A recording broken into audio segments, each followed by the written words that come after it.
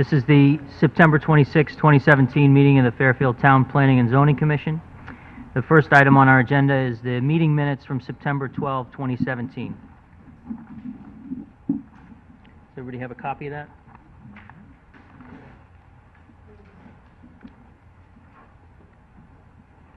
Can I have a motion? Motion to approve by Commissioner Kennelly. Second by Commissioner Alessi. I looked through it, I didn't see any corrections. Anybody have any questions, comments? All in favor signify by saying aye. Aye. Any opposed? Abstentions? The minutes are adopted unanimously. Next is new applications to recommend a public hearing. The first is 1427 and 1443 Kings Highway, compliance application of John and Timothy Philbin for a 24-unit residential development pursuant to Connecticut General Statutes 830G.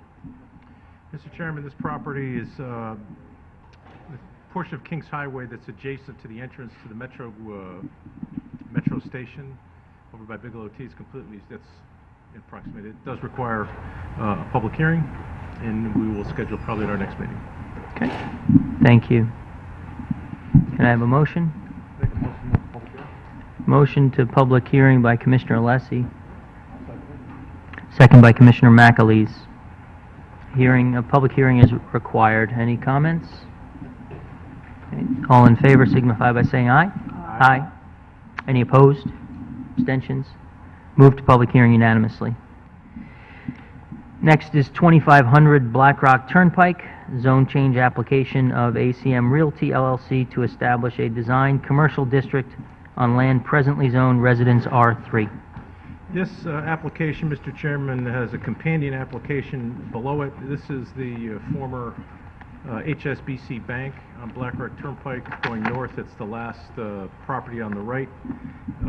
They're looking to do some conversion to convert that to a restaurant use, which requires more parking, which is the reason behind pushing the zone line back. So you have the zone change piece, and then the next application is a special permit to do some site renovations and to convert the building from a bank to a restaurant use. Both require public hearing.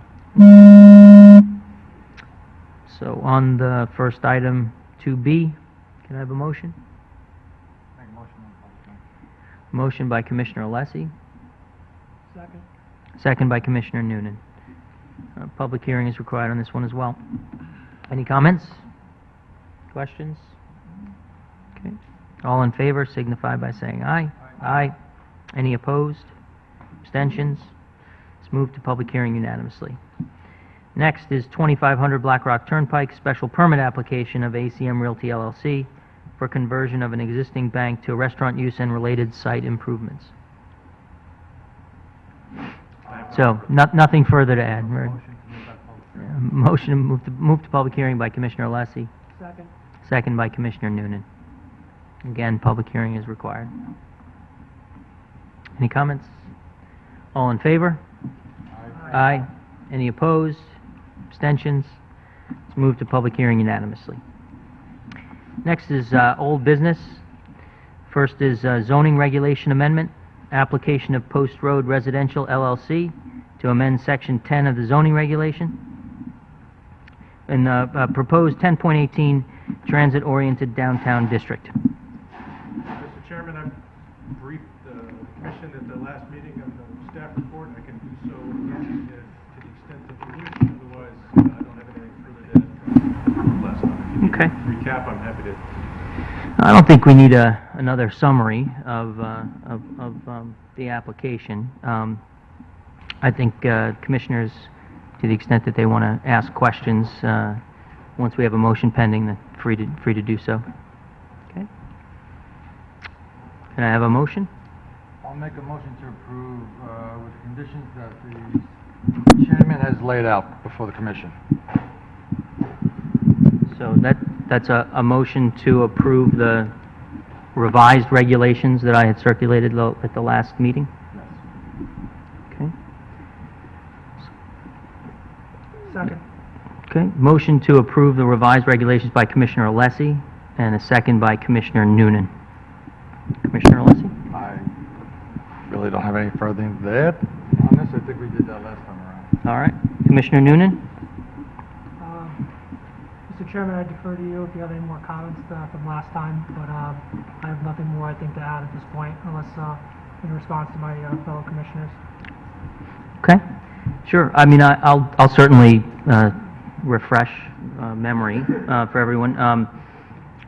I had circulated some proposed revisions to the applicant's proposed TODD. As I mentioned in the last public hearing, the proposal, in my estimation, that the applicant made is not acceptable.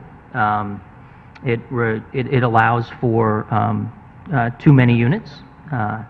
It also allowed for a building the size that was proposed in length of nearly 600 feet. Did not require landscaping and other issues. So I worked to prepare a revision that made the proposed regulation more narrow. Some of the items that I sought to achieve were a reduction in the units from a maximum of 3 bedrooms per unit to 2 bedrooms. It limited the lots that the TODD would apply to the minimum 3 acres as of the date of the adoption of the regulation. So that would avoid and prohibit the merging of lots to achieve 3 acres to come under the statute, come under the regulation.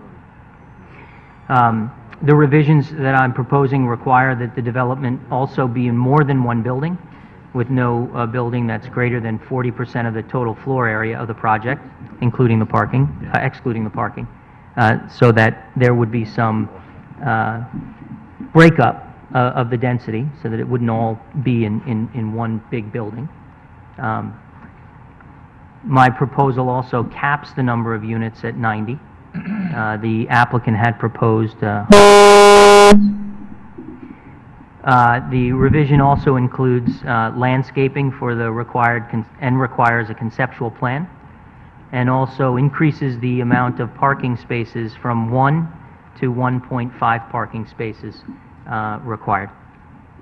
So, what I'm trying to achieve here is some more reasonable TODD that would accommodate the development of this parcel in a constructive way. I think that a development that satisfied these revised regulations would be good for the town, would be good for the development of this parcel and in the design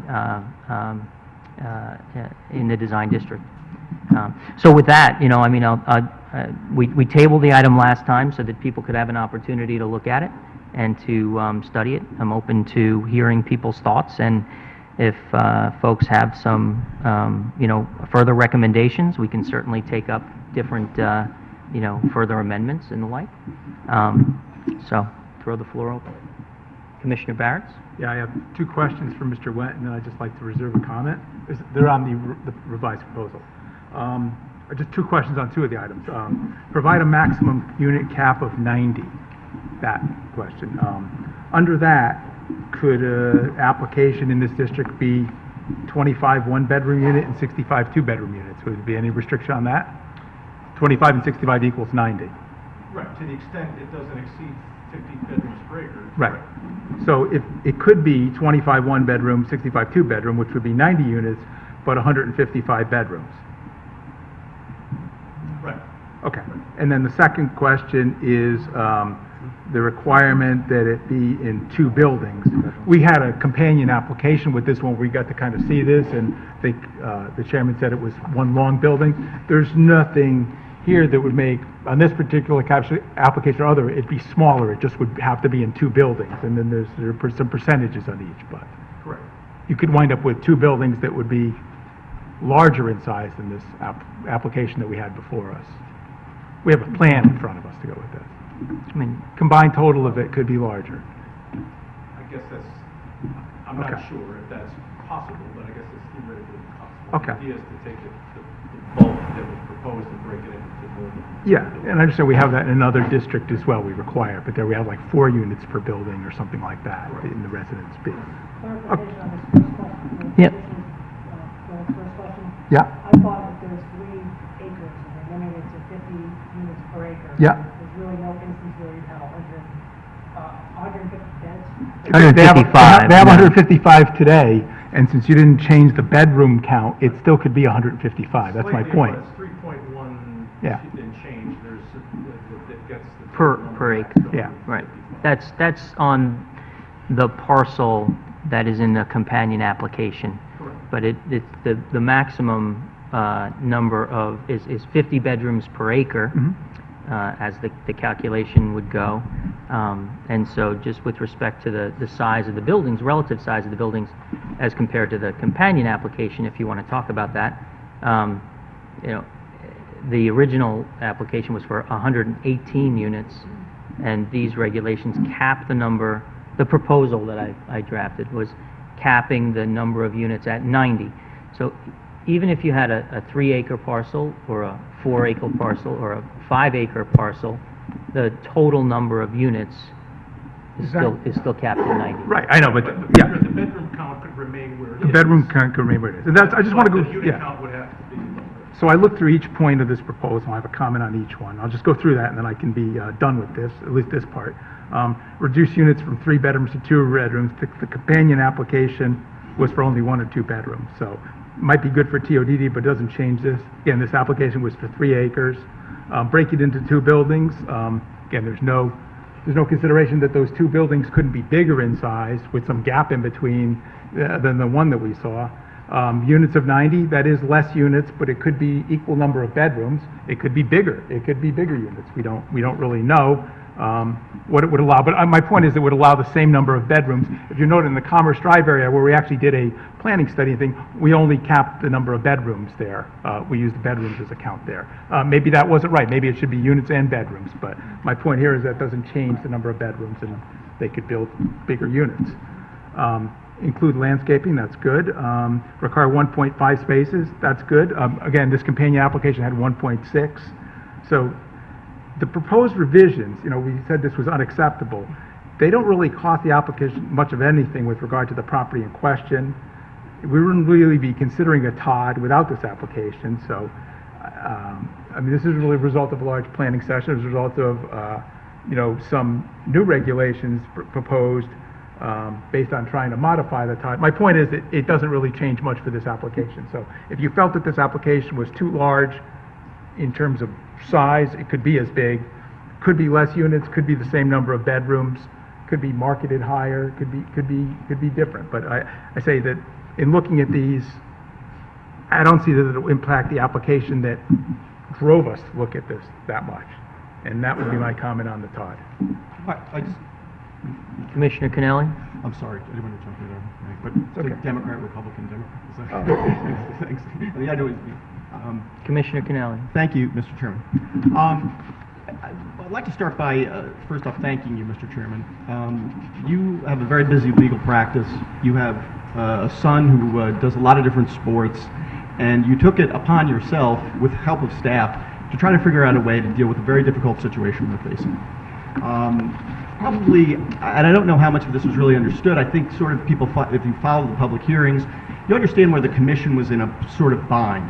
The neighboring properties immediately adjacent to this property, they heard what the applicant had warned them, that they could possibly face a very much larger development if something wasn't worked out, so that the investors in the property didn't get what they believed would be, the best market value for what they saw. There was, clearly folks talked about, applicants' representations were made, representations were made by the applicants about, the likelihood that perhaps this property might be a good candidate for an 830G application, which could maybe double the 118 unit size. So, Mr. Chairman, the fact that you were willing to try to, within the existing situation, try to take your time to deal with this, that's very much appreciated, and I just want to compliment you for doing that. I've already gone over my concerns about the idea of adopting a TOD without the kind of more rigorous stakeholder review, not just a public hearing where you would have people come to the microphone for a few minutes, but rather you'd really have a whole host of folks. But let me be clear, that isn't a criticism of the chairman by any stretch of the imagination.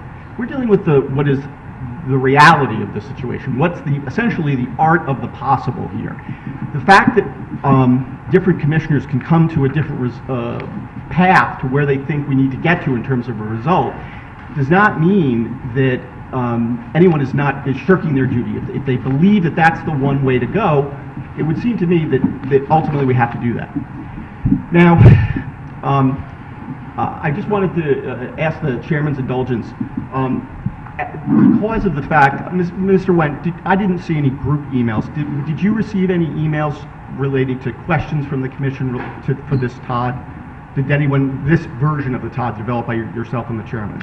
After it was distributed. After it was distributed, we had this period during the tabling, 2 weeks. So in the 2 weeks, during the tabling, members, you didn't get any significant questions that we were aware of about this. Is that correct? No, Okay. I don't know if your one email you sent to me. Right, well, that's what I'll get to in a sec. Substantive to that, but. Right, no, it is. Well, that would be one. I Right. mean, you engaged Mr. Wendt, with the question. Right, I about did. it. But hey, I'm not trying to pat myself on the back, although I'm sure I get a sore arm from doing it from time to time. But here's the thing. I'll grant you that. In the course of my discussions with Mr. Wendt, and it was clear to me that there was value.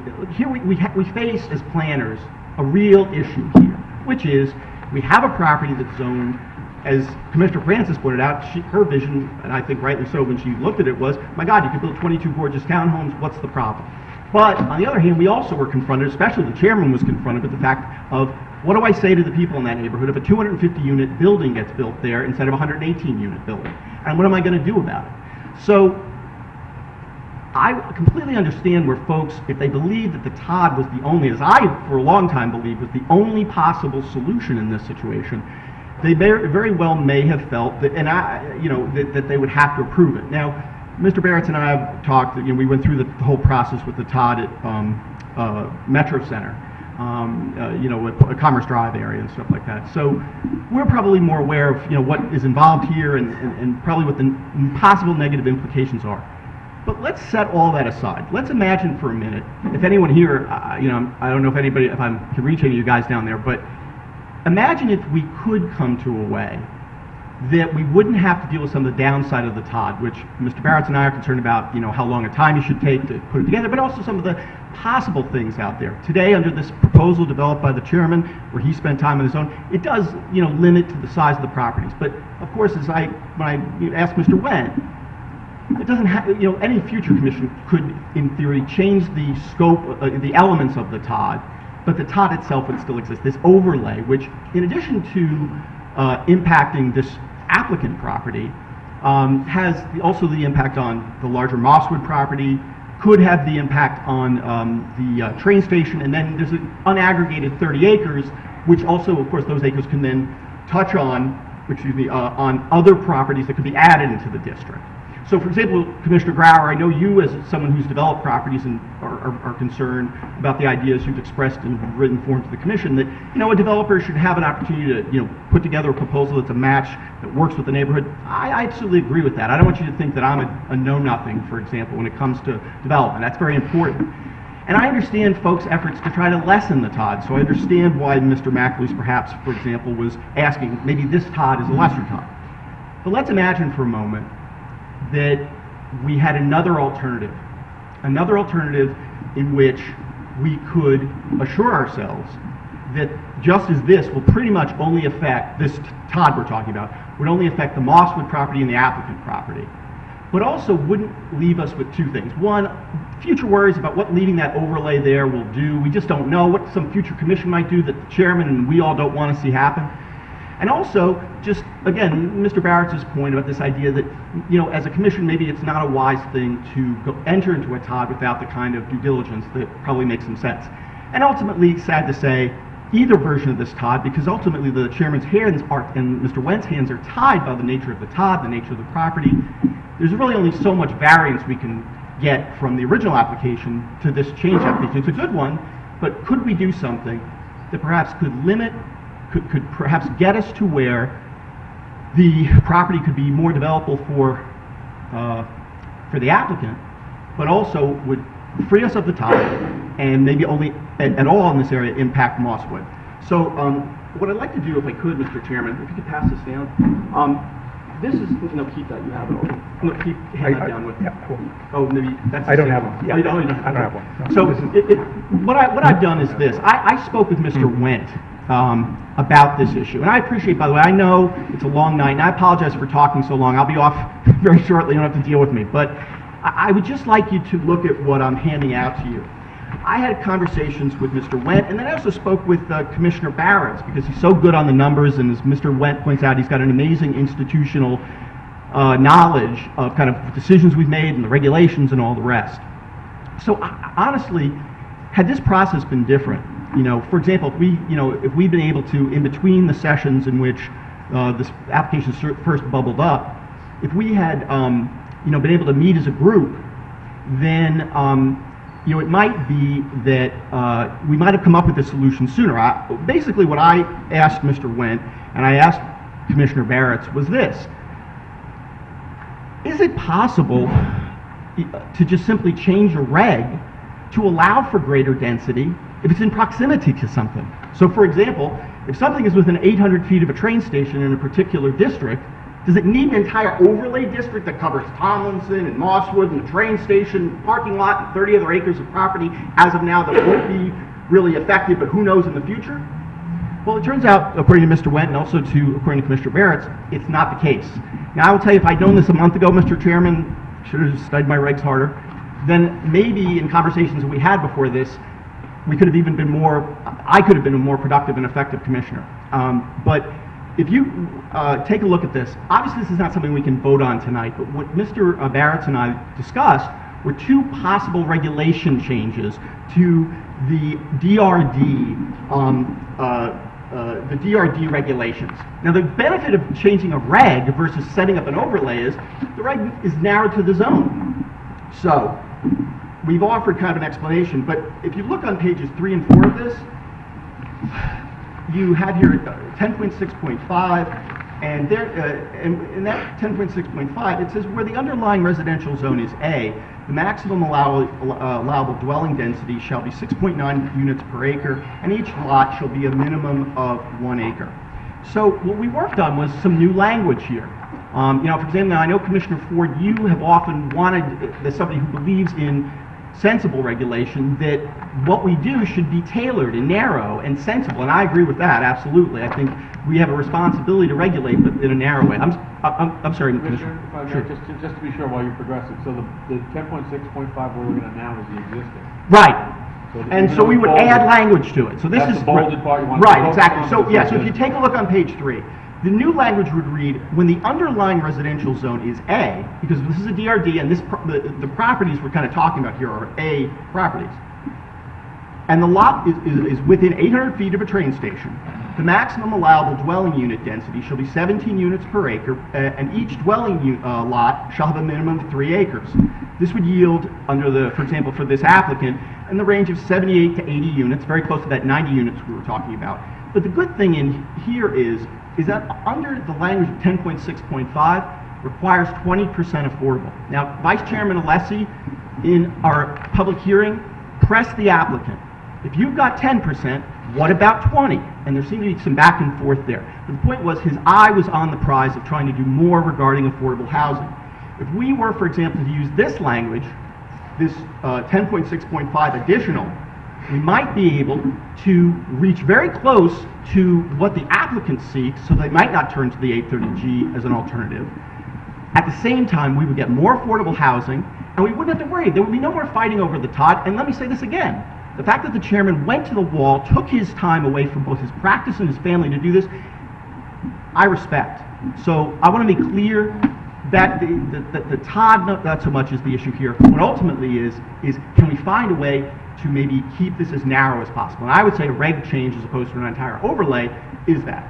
Now let's imagine for a moment that you believe, having listened to the neighbors who were, say, a little further away than Mosswood, who seem to express their concerns that what happens when these apartments are, with their lofts and things like that, maybe get rented to some percentage, let's say it's 5%, 10%, get rented to students at Fairfield University. Oh gosh, you don't want the same experience for neighbors in that nice neighborhood around Fairfield University to be like that one that often is sadly experienced by neighbors on the beach, where folks, students who live down by the beach, they have parties, they kind of can get a little wild coming home, you're a little concerned about that thing. As you may recall, in our public testimony, or our public hearing, neighbors did worry and ask us, geez, we are worried, will this end up being sort of a, student housing?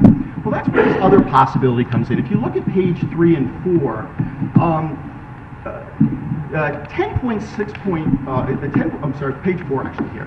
10.6.13, after that, this new language on page 4, 10.6.14. Now, I kept in below, on 10.6.7 and 10.6.9 because we're basically, Mr. Barrett and I basically cobbled from this previous language to get where we were. But here's what, right now, 10.6 ends at .13. We could, as a commission, add .14. Now, what will we do? This language says, notwithstanding any limitations of density established in sections 10.6.1 through 6.7, in developments meeting the definition of an elderly family development and defined in section, maximum dwelling density units may be increased by 400% as to new construction, provided the lot be within 800 feet of a train station, and each dwelling lot shall have a minimum 3 acres, and then it goes on and talks about 20% affordable again. Now, what this essentially is the senior housing bump being increased. The current senior housing bump for Residence A and a DRD is 50%. If I have 3.12 acres, like, for example, the applicant has, I can build 22 units on the existing zoning and 33 if I make it a senior building. But I also am responsible for 20% affordable, which is one of the things that the vice chairman was pressing the applicant on, and we'd hoped as part of our efforts to move that number up. If we were, for example, to adopt this more restrictive language, because obviously we would limit whoever is going to use an A-zoned property that was over 3 acres, that was in the DRD, that was within 800 feet of a train station, they would have to build senior housing. But senior housing of that, you could do 88 units here, and 72 would be market rate. So you could, and here's the thing, we all know we want more senior housing. Now here's the interesting positive about senior housing, and I'm not going to push too hard about this because I think the first solution, which is simply bumping the number of units in the A zone when it's close to, in the DRD, when it's close to a train station, could work perfectly without having to go ahead and use the TOD, which again, I'm not criticizing at all. I'm just saying this might be a way to save this. But here's the interesting thing about us, if we were to bump the senior housing bump from 50 to 400, to jump it like this, here's what would happen. Think about traffic. Think about the desire to help the downtown merchants. Seniors, use their cars less. They use them at different times. As currently described as a market rate building, certainly older residents could use the building, but certainly there will be residents who won't be. And so they're going to be doing things like maybe bringing some children to school, but going to work. Now hopefully they'll walk to the train station, but if they don't, if they change jobs, they'll still be part of that traffic flow, which is always heaviest in those peak hours. Seniors, although I don't have have Mr. Galante here to attest to it, I would tend to think have somewhat different traffic patterns, and senior developments, I would think, have this. Now remember, we're not talking about a senior living proposal. We're not talking about like we're doing at Sunrise, and we're talking about just, hey, I'm 55, I'd like a nice condo, I want to be able to walk downtown. Well, to me, if we were to change our reg to jump from 50% bonus to 400, or whatever number you guys feel comfortable with, we'd be able to get very close to the applicants and the desired number there. But if we did a senior as a senior bump with proximity to a train station of 800 feet, then we would have probably lessened traffic impact. And regarding our downtown neighbors, our downtown businesses, our restaurants don't stay open until 3 a.m. like young people want. They close at 11 o'clock. They close at midnight. They're suburban restaurants. Seniors are, if you read anything on the internet, the young generation is Netflix and chill. They want Uber deliveries for their food or for McDonald's. But seniors, folks almost my age and older, well, would be a wonderful match to go right down the hill and enjoy those restaurants and maybe be a terrific boon for that that community down there. I don't want anyone to think that I don't think that's not an important thing to do. So that's the two possible proposals. You could bump the number of units from almost 7 to 17 in an A zone in the DRD, 800 feet, within 800 feet of a train station. Or you could do senior housing, or you could say that senior housing, 800 feet from a train station, in an A zone, in a DRD, would be, could go up to, I gave the example of 400% because that got us to a number close to what the TOD discussions and the applicant might be able to live with. So those two proposals, you wouldn't have to vote on them tonight. But what we would do is this. We would have a target in front of us, and the applicant would hear this tonight or learn of it. And then what we could do is have a planning session in the next month, review this, run our numbers, think about whether this could work. This is a real substantial alternative to supporting the TOD in the current application. We are not telling the applicant, by any stretch of the imagination, that they are finished here. Not at all. But that we think we may have found a more narrow way to deal with this. Now, in my discussions with Mr. Wendt, which I may have misunderstood you, so I apologize, Mr. Wendt, he seemed to indicate that these proposals, at least as they were developed, probably would only affect 2 properties. So, as with the TOD, just like the TOD created by the chairman. And there would be Mosswood in this property. Now, phased in, Mosswood could grow bigger. But I would certainly say that if there was interest, for example, in taking advantage of this bump for senior housing and the affordability component here, even if you did get a really large redevelopment at Mosswood phased in over time, at least you'd be getting way more affordable and possibly a great new place for seniors to be at a range of affordable prices. So, I felt very badly about the fallout from the last meeting. Jerry, I just want to say, you're welcome to just give me the finger, but I apologize. I feel very badly that we raised our voices. We've worked together a long time, and there's no reason for any of us. Look, we all care about the town. So what I want to say is I'm not looking to win or lose here at all. If you guys want to adopt the modified TOD, Matt put a ton of time into it. Jim did too. But I would just say to you that I think this might be a reasonable compromise, where we lay aside the modified TOD, we reject the TOD in the application right now, we'd schedule a meeting to look at this and really drill, kind of bench test it, and if it works, if these proposals work, we put it back on the we put it on the books, and we let the applicant come back and they can design the building they want. If it's 2 buildings, 1 building, they can figure out those things. They'll have to give us the proper landscaping, they'll have to do those other things, but this would be, I think, a much more tailored approach. And if anyone all in the back of their mind has any concern about what the implications of leaving a TOD like that out there might be, no matter how well written by the chairman, by laying aside that TOD, rejecting these 2 items right now, and then having a planning session and putting these on the books, I think we could achieve what you want with a much more narrow focus and get the job done. So, thanks. So, thank you. Commissioner Francis, I certainly have some comments about, what you've put in front of us and what you've said, but others have been waiting in line to talk. Commissioner Francis? Thank you for that. Can you just keep your voice up? I had a question about the original amendments. The amenities, will they still be retained? I'm sorry, did you ask if the amenities in the original application for special permit would still be retained? Right. So because the you suggested TODD, a lot of changes, but right. We don't have plans.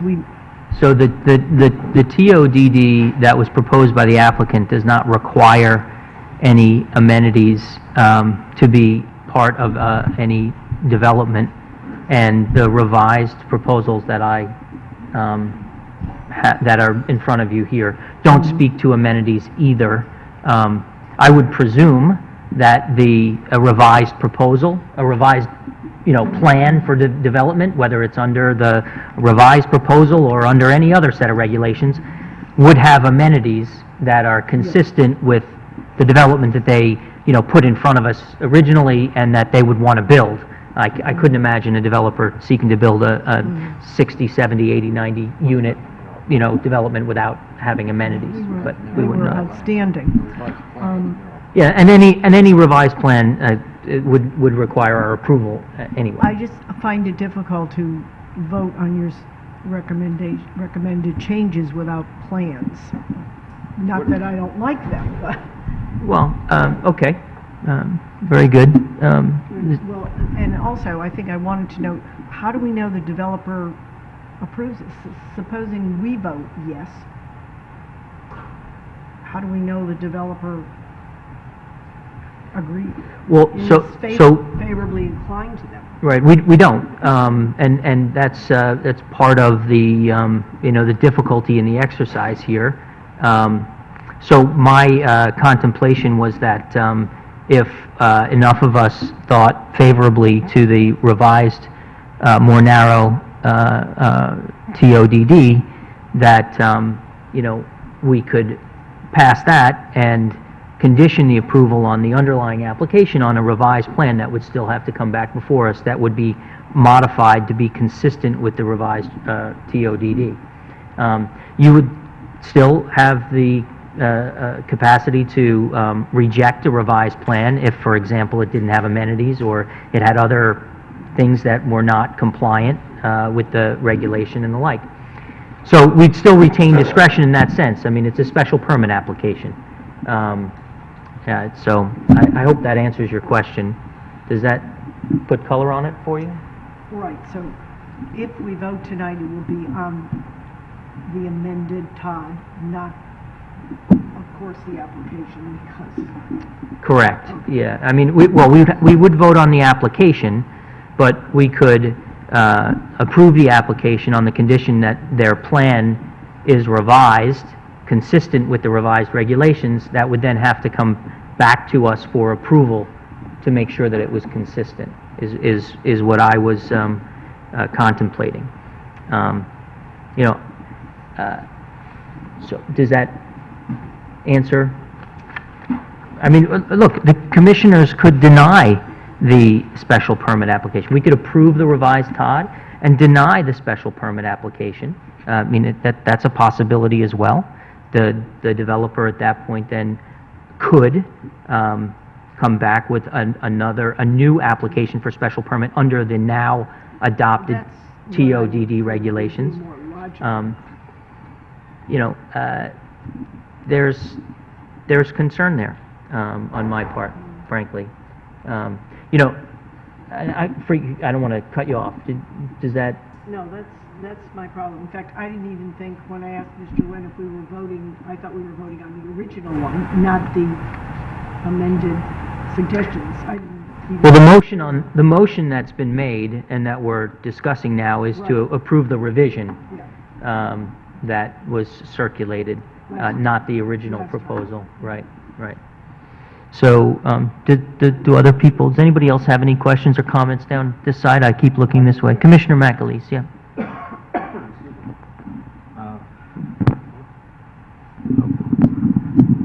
Here it is.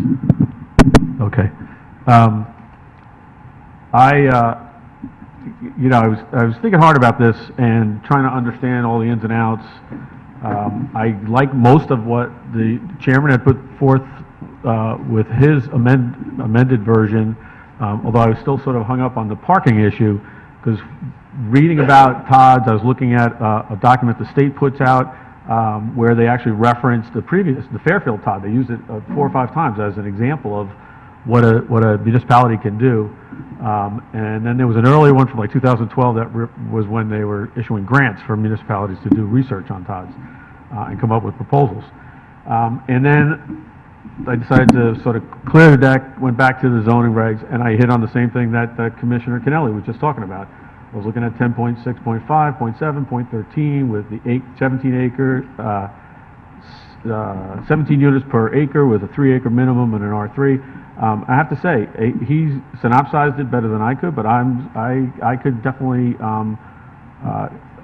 get on board with that perspective rather than jump into the TOD where I'm not completely comfortable and saying that I understand all the ins and outs of it. and what the impacts might be, I would be much more comfortable with the regulation change that's been proposed tonight. Okay, very good, thank you. No, okay. Well, so I appreciate the effort, the analysis of, you know, the amended 10.6.5 and 10.6.14. You know, there have been a few comments made about, you know, what a future commission might do, and, you know, amending the regulations or you know, adding additional TODs and this. Of course. I mean, just as we sit in our planning and legislative capacity, we have, you know, a zone change on public hearing tonight. We have an application for another zone change application. We just moved to public hearing. You know, it's something that commissions do. We as a commission could pass this revised TOD tonight and have a planning session to revise the regulations in the going forward. And then in light of revisions to Section 10, we could repeal the TOD, which would enable the development that we see here. But at the same time, going forward, we could then amend the regulations if that's what the commission wanted to do going forward. So my point is simply that, yes, and a future commission could take some action that is different from the action that we are taking, just as we're taking actions that are different from prior commissions that likely weren't contemplated by prior commissions. And I also can see the value in amending the regulation as opposed to doing an overlay. But having said that, I like the overlay. I like the overlay because it keeps intact the regulation in the underlying zone, and it enables us to make adjustments to the TODD without revising the regulations. You know, the TODD as proposed only applies to 2 parcels. And if we did this tonight, we can't vote on the proposal that Commissioner Kennelly put for us, right? That's got to be a separate application that's got to come before us, and, you know, the whole bit. But you know, we could pass the revision on the proposed TOD tonight, and we then could have a planning session under which we consider whether we want to make tweaks to that TOD or whether we want to amend the regulations. As I said, I personally like the idea of the overlay. I mean, there's a reason we did an overlay in Commerce Drive and didn't, you know, amend underlying regulations, that we did it as an overlay. It does have limited impact to parcels, and based on the revisions that I put in front of us, those parcels are sort of locked in place because it only applies to those that are 3 acres as of the date that it is adopted. I also don't know that I want to restrict the ability for the parcels to be developed as articulated here in, you know, as senior housing.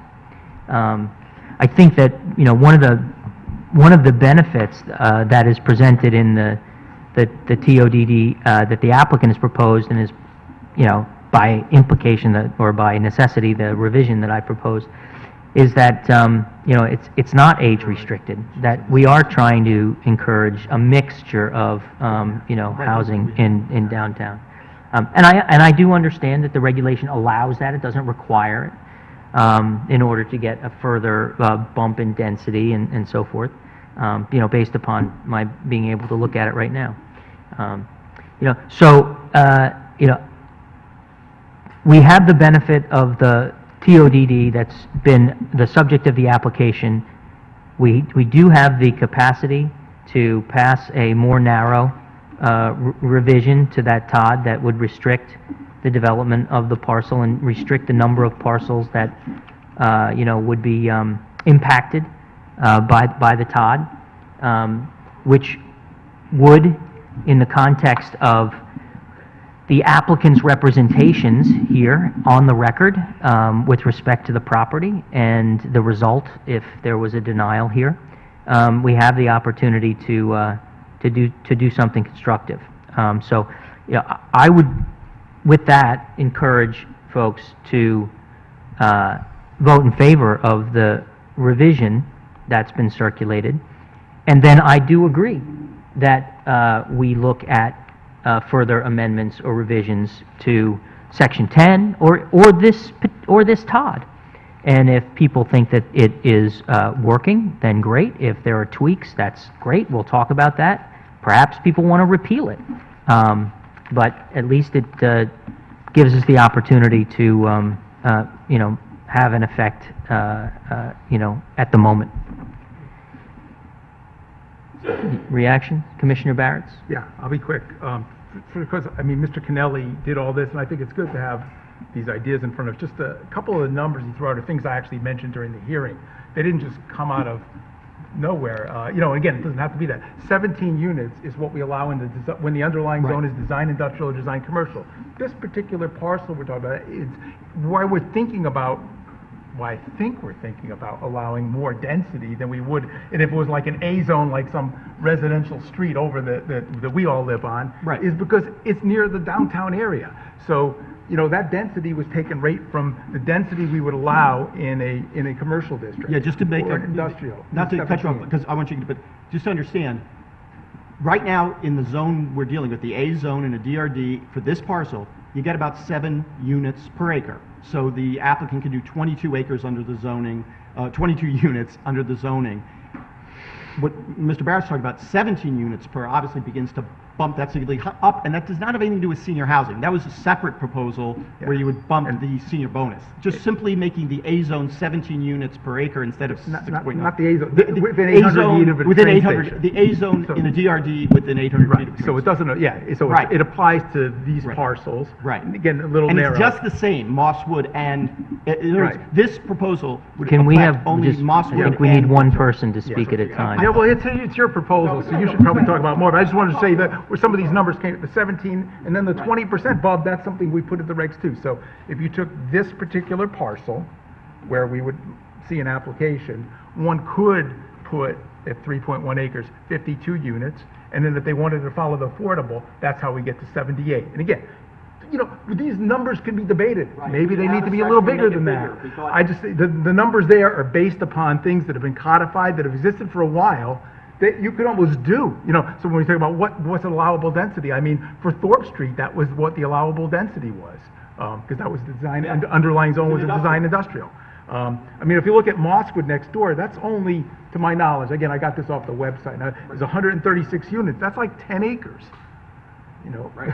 So they can do a lot more. Think about that. And my last point, because I don't want to belabor this on the special permit, I kind of disagree. When we see a special permit, there's certain requirements. There's actually technical requirements to approve an application. Things like a written statement, a site plan, including all buildings, a zone legend, so how it complies, a landscape plan, a bicycle and pedestrian plan. The particular application that we saw here on the special permit, I don't think it could comply to regulations that we just wrote after the fact. I don't think there's any way, and we don't approve it. I mean, if we don't know where they're putting the dumpster, we won't approve something. We just had an application last time where the guy said, well, I checked this with the state. Well, no, we had to get that document after. So I think we would really need to see a new special permit application, assuming the applicant wanted to try to conform to that. I really think, this is my personal thing, the applicant has to come back anyway. Right. They had to replan this thing regardless. Why not? And again, I know the rush to get something approved so Right. that, crazy things don't break loose, but why not have them come back with a revised plan, maybe even with their own, proposal on this. They may, need some more units or something like that. I don't know, but I really think if the benefits to come back, I understand the ominous things that are there, and, the numbers keep going up. I think the applicant just said that they would probably sell it and that 200 units could be built under an 830G. We don't know. We don't have that application. We assume it could be big. And even that was, I don't know how you're familiar with the statute, but that statute would still require 60 affordable units. So if somebody ever built 200 units there would be 60 affordable units. So I like this idea too of requiring a little more affordable in this area, which we did codify in our regulations recently. That was within the last couple of years. So again, that maybe, we could tweak the numbers. I think the point that I took out of Mr. Kennelly's presentation is that the DRD regulations, without a ton of modification, can be modified to accommodate a sizable development on this property of residential housing and possibly senior housing. Now, I agree with the chairman on a very important point here. Mr. Chairman, let me tell you what that is. I think that you're correct. I think that this commission can both consider a TOD in a planning session and it can consider regulation changes. But my concern is this. The TOD that is offered by the chairman, and let's be clear, the chairman did the best he could in the situation that he was in, trying to do what he could for the neighborhood there and for the town. So there's no critique here. He used the tools that he believed that he had at that time. Now, what I would say, though, simply is this. A regulation change, remember, we're talking about two proposals here. Changing 10.6.5, which would just bump the number of units. That's all market rate. That's got nothing to do with senior housing, and it would only affect the applicant property in Mosswood, just like the TOD that's being discussed for you to consider. Or the idea of taking the senior bump from 50% of units to 400. Either way, you're not voting on that tonight, but it's showing you where you can go if you realize that maybe the TOD isn't right. I'm just saying to you that ultimately, the changes to the DRD that we're describing to you will mean that you don't have to worry that if the TOD sits on the books and it goes away. You do have this issue of, and again, Mr. Chairman, you're completely right. Aliens could attack and force the commission to do its will. But it is worth noting that the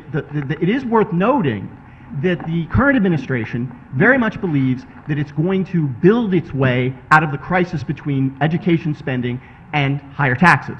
I don't subscribe to that. It's one of the reasons why I've decided I'm going to retire. But what I want to say is that regardless of how you feel about that, right now as a commission, to approve an overlay district that will include 30 other acres here that right now aren't 3 acres, that's true, that would include the possibility somewhere down the line of some sort of privatization scheme for the air rights over the parking lot of the train station at Fairfield. To leave that overlay district in place when you have the potential for so much new residential development, unit residential development at possibly at Metro Center, where right now we've zoned it a hotel and an office that'll never get built. We have Exide just down the street the other way. We have obviously our Commerce Drive area. So I think that the sensible thing here to do is absolutely do what the chairman said. The chairman put a lot of time into the idea of the TOD. Who knows if the TOD should be even this current size? Should it be incorporating Exide? Should it be developed in a different way? That can be discussed. So, Mr. Chairman, all I would say is, first off, again, I thank you for the hard work you put into this. But secondly, I just simply say, we could simply set aside the TOD tonight. We could tell the applicant it's not going to pass tonight. We could sit down in a planning session, all of us together with our experts, look at the TOD concept, which, again, I want to compliment you on. Is you did a ton of work here. And also look at these reg changes as possible. But in either case, we're going to come out with, I hope, hopefully a tailored solution that allows the developer to do something positive and not have to resort to maybe selling the properties and having something we don't want there happen.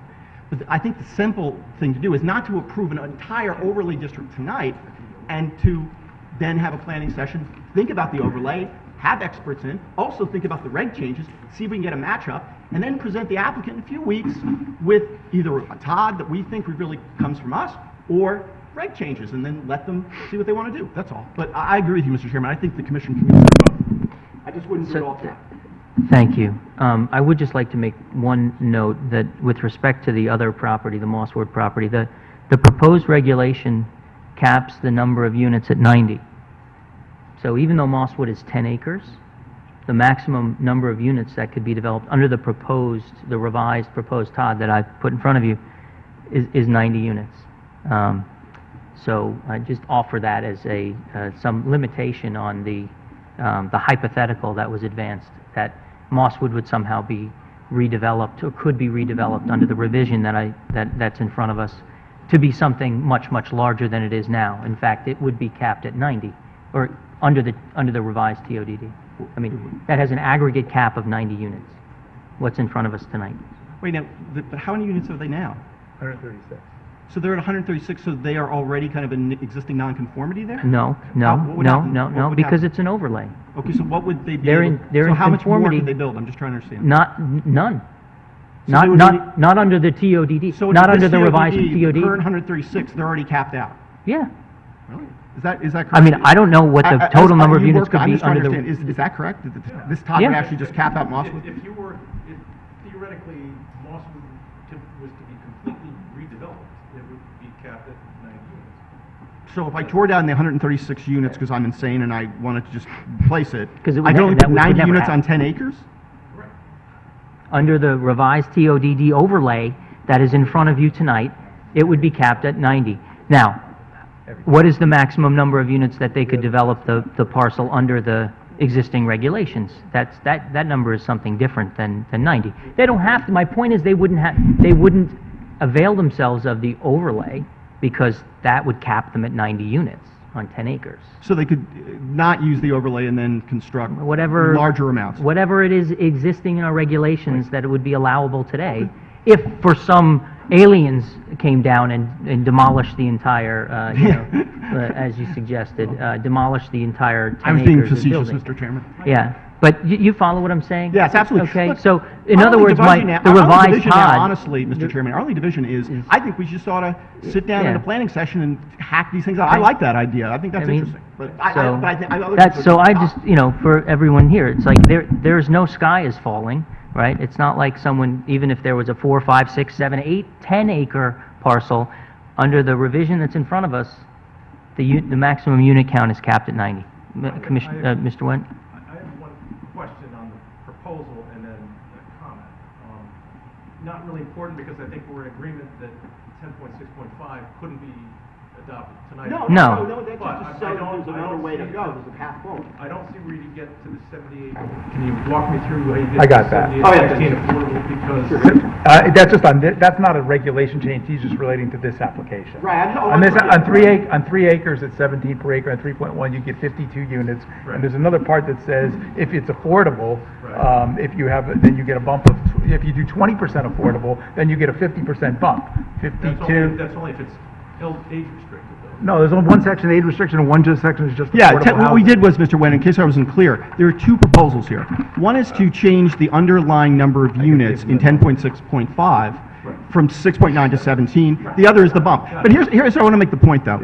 Just if I could, is because we worked on this, is the numbers can be fluid. In other words, you might think that 22 units instead of 17 made sense in 800 square feet to get to a number. You might think that, I just don't think that working on this number, this is to show that. Mr. Wen, I was talking about 10.6.10. 10.6.10 is not for elderly, that gives you a 50% bump just if you have 20% affordable.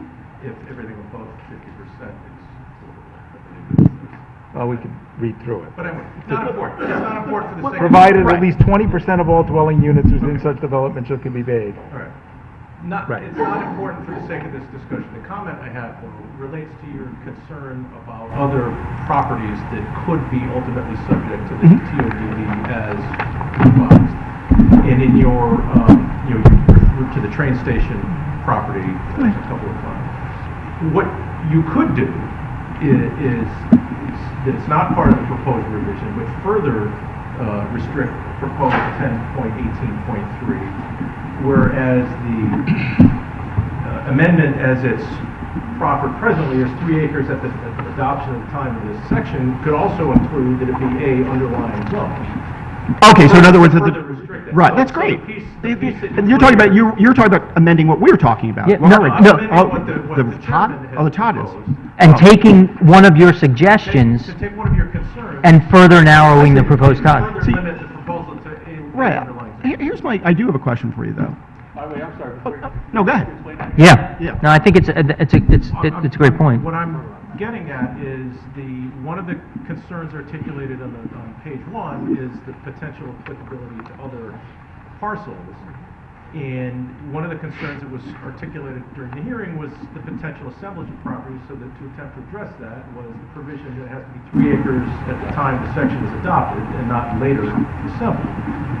But if the concern is about the train station property in particular, which is design industrial district, you could add a further restriction that also be a.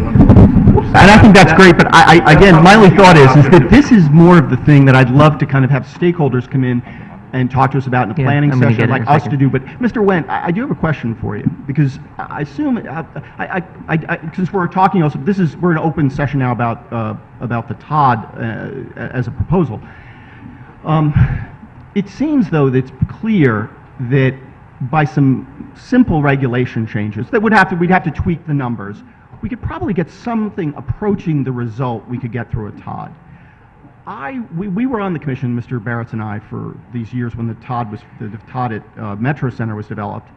I'm just curious as to why there seems to be, from a staff position, such an intense desire to stick with this TOD that was first crafted by the applicant, and the public access there was our public hearing, and then a meeting or two with neighbors who were told they were going to get 830G. And then the chairman, of course, did what he could to kind of heal that, to move this along. It seems that the TOD, the endless kind of changing of the TOD, an overlay district that normally is a lengthy deliberative process, would be something that you would work on over a period of time, not keep working at the table, whereas regulation changes we make all the time. They seem simpler to do. I'm just curious as to why if we keep trying to make a TOD that essentially only covers 2 properties, why are we doing a TOD in the first place? Why not just do the reg changes? Can you tell me what's the value, in your opinion, as a professional planner, for doing a TOD that will include 30 acres, will include the train station, will include these things which we can, again, tighten further, not to let them in the TOD? Why are we doing a TOD so rushed? Can you let him answer the question? Instead of reg change. Tell us why. Well, first of all, there's no intense staff desire in any regard here. I'm here to support this commission's desire to accomplish whatever this commission wants to accomplish. We have an application before the commission that we're reacting to, so we have to act on the application that's before us. Are there other options aside from the applicant's proposal to achieve the same end? Sure. Okay. But that's a different, that would be a different application. Right, but what I'm asking is I'm just asking you as a planner. It seems to me, and I've just been on this commission for 10 years, that we change regs fairly regularly. We change them at the table. But we only done one TOD, and that took 2 years and required a professional planner, I think it was $40,000, and had a stakeholders meeting, a charrette. So why wouldn't a reg, if we could achieve pretty much the same thing with this applicant, why wouldn't a reg change make a little bit more sense in terms of the limited scope and nature that a reg change is versus an entire TOD? I'll answer that this way. I don't see a significant difference between a TOD or an overlay within the overlay versus amending section 10. If you're achieving the same end, I don't see the significant difference. So in other words, we could you could get to the same thing. Loss within this property would be affected if you changed the regs or you did the TOD. That's it. You just have to decide now. Which is, and I don't mean to cut you off. As I think you all recognize, everybody taking as much time as they want. And I don't mean to cut you off, but that's sort of my point, is that it achieves the same end, and it's it is something that we can act on, and that we can take constructive measures with, and that's why I tried to do what I did, which you've recognized, and I appreciate your comments. So, could you just describe what the further tweak that you suggested with respect to one of the suggestions that Well, one of the Commissioner Kennelly suggested? is the Just state how you would insert what language where. would be in section 10.18.3. Right. Under the property qualifying as a TOD shall consist of a parcel, qualifying parcels having a minimum area of at least 3 acres with an underlying zone of A at the time of adoption of this section. Right. Or at the end of it, probably at the end of this section. You want 3 acres at the time of the adoption, but also insert A underlying. That's just saying that if that is a concern, that is something that you can import into this. Right. That helps. Okay. All right, good. So, I will amend my motion you want to to include that under 10.18.3 3 as stated by Mr. Williams. So Commissioner Alessi has Did you get that? revised his motion to include the amendment that Mr. Nguyen has suggested. Commissioner Noonan, I think you seconded the motion, right? Second that amendment. Second the amendment? Okay. All right. Okay, so thank you, and thank you, Commissioner Kennelly, for making the suggestion. I mean, I think we've debated this fully. Does anyone else have any different or other issues or comments to suggest? All right, so the motion on the table is to adopt the revised TODD that's been circulated with the further amendment that's been proposed by Mr. Nguyen. Okay? All in favor signify by saying aye. Aye. 4. All opposed? Nay. So the TODD as amended is adopted 4-3. Okay. Next item is old business 3B, 333 Umpqua Road. Request for determination for qualification as a transit-oriented downtown district and special permit application of Post Road Residential LLC pertaining to 118-unit residential development in the Design Residence District. Again, excuse me, I articulated I think you're familiar with the proposal. I don't have anything to add unless you have any direct questions. Okay, thanks. Yeah, I don't think you need to summarize what happened at the public hearing. So I'll frame this. You know, we have passed now a revised TODD. So we need a motion on the table to consider this item. But I would suggest that motion be to approve the application conditioned upon their submitting a revised proposal that is compliant with the new TODD. I make a motion to approve with the condition that a new site plan be submitted in accordance with the revised TODD and then approved by this commission. So, motion so made by Commissioner Alessi. Second by Commissioner Noonan. So, Commissioner Alessi, Noonan, have anything to say? We revised the TODD, and we're going to have to see a new site plan that reflects that. It's definitely not going to be one building.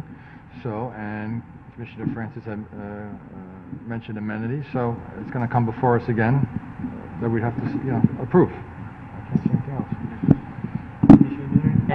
Anything to add? Okay. Anyone have any comments on? Oh, man. I'm almost speechless. As Mr. Barrett said, we have rejected applications. I have watched applicants squirm at that microphone for dumpsters. I've watched applicants squirm and run in terror for not having the right kind of, not laying out completely the particulars of their, how their ADA bathrooms were supposed to be. No landscaping, whatever. We just passed this Todd at the table. Now we are basically going to say, whatever you come back with that meets this Todd, we approve it. I think we need to do the proper thing as members of the commission, and this is not a personal attack, but if you put on a blue uniform and have a gun and stand in a corner and don't catch any criminals, you aren't doing your job as a policeman. So you stand there and someone says, hey, you got to chase policemen. No one's personally attacking you. They're just asking you to do your job, whether you get paid or you're a volunteer. And here's, if you're a commissioner, you can't vote for essentially saying, well, I wrote this, we just passed this, Todd, this thing doesn't match it, but come back with another plan, but we'll approve it. You have to reject this. I know there's this fear that if we reject this, somehow they're running right to some developer of 830G, they're not. You have to reject this. It doesn't match the Todd you just passed. You can't just have a blank check to developers. I mean, maybe you can. Maybe you can. Anyway, whatever. I'm voting against this. It's insane under how we've done business here for 10 years. Commissioner Barrett? I'll be quick. I just asked the commissioners just refer to section 25.2. It shows the requirements for a special permit application, a site plan and quadruplicate, buildings, a whole bunch of things. It doesn't have it here, so they've got to come back anyway. There's no, you've already passed the time. Let's see, come back with a plan that complies, and then you should approve it. Yeah. I don't know how you can approve with the condition of, we'll approve this application on the condition that they'll submit a new application that will comply to the regs we just passed, so, You have yeah. nothing but approval. Yeah, so, I don't think it'll make this project not work. They have to come back anyway for your approval. I would just No, suggest so for the future, the you're- commission. you know, your comments are well taken. Some of them could be made, I think, a bit more constructively, Okay. and without the fanfare. I don't wear a blue uniform, and I don't have a gun, Oh. and I really didn't understand the analogy. I'm not asking you to explain. Don't, yeah. I'm not asking you to explain. It's fine, I'm sorry it was lost on you. Okay.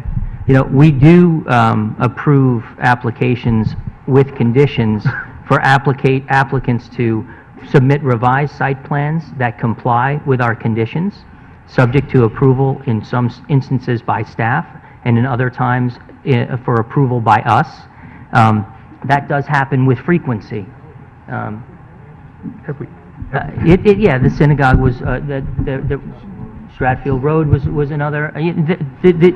The instances where that happens are numerous, and for you to sit here and suggest that we don't conditionally approve applications for non-compliant issues with frequency, I think is a little disingenuous. Hold on, I'm not finished. Okay, I'll let I you- let yeah, everybody okay. say their piece. I'll let you I finish. sit here and listen to it all, okay? So, you know, there are circumstances with this application now that don't meet the requirements of the TODD that has now been approved. And so, you know, if you'd like to make arguments about why this can't be conditionally approved, then I'd like to hear it. But to make aspersions, to cast aspersions, and to say things in grandiose statements without any detail, I think is disingenuous, all right? I think, you want to go? I think I'm providing the. Every number. Yeah, I think I'm providing the detail. You need a site plan in quadruplicate that shows the plans. We've just passed a reg that says you can't put, it has to be more than one building, and we have a plan that has one big building. We need to see the two buildings. We need to see how they're sited. We need to see where they're on the property. We need a zone legend. That's not a conditional approval, that's a new, I believe that's a new plan. I doubt that we've ever. If you actually constructed your arguments and presented them in an orderly fashion, you might persuade commissioners to your point of view. You're making good sense. Okay. Why don't you continue? Okay. I'm sorry, I don't know the difference between an orderly fashion and not. I am just saying that in this application, which I was going to vote against anyway, I'm just encouraging you that I believe that the requirements for a special permit require plans that show the buildings that they're going to be built. And I know we require a revised site plan, but this is a little different. They've got a plan showing one big building. You said it has to be two. Can they make it two? How will it look like two? What's the gap going to be between the buildings? How close will it be to the property lines? All those types of things we would like to see as a plan that we approve typically. I think this has to come back to us anyway. I personally, could be wrong, do not see a downside in having to come back with a special permit application that actually complies with the regulations that we passed. I don't think this is as simple as just like, well, show us where this is going to be. I think it's, significant changes to the TODD that was passed, so I think the special permit plan, to approve it, I think you need to see a plan that complies with it, especially the one building versus two. Okay? You don't know even how many Anyone- bedrooms it's going to be, like I suggested before, that it even complies. Commissioner Francis, you're raising your hand? Yes, are you finished? Yes, I'm done, and I'm done for good, yeah. I agree, as I said earlier, we don't really have an application that complies with what we just approved or even what was Mr. Kennelly's suggestion. And so I don't intend to support it. I want to see the application revised. Okay. Thank you.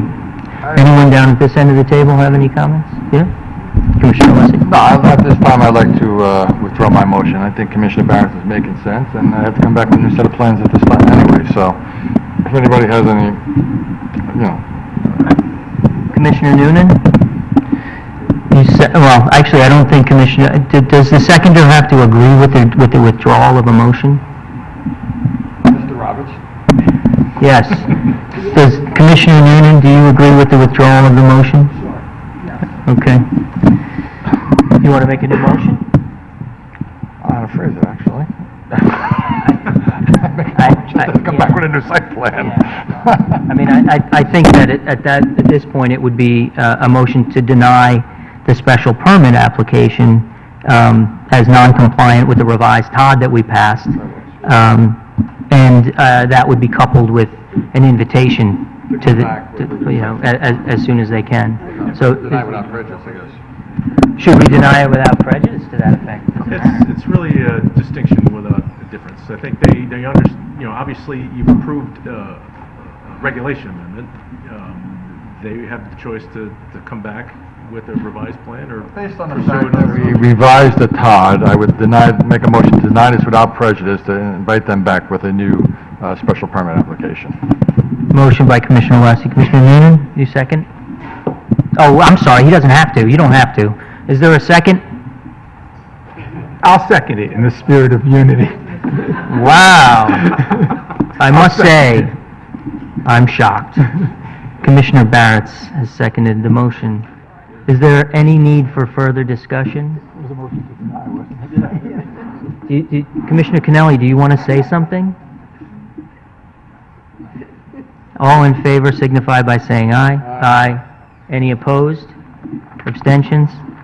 The item is denied without prejudice unanimously. Next item is 1150 Westport Turnpike, subdivision of Aspatuck Farms LLC for 2 lots in a AAA zone.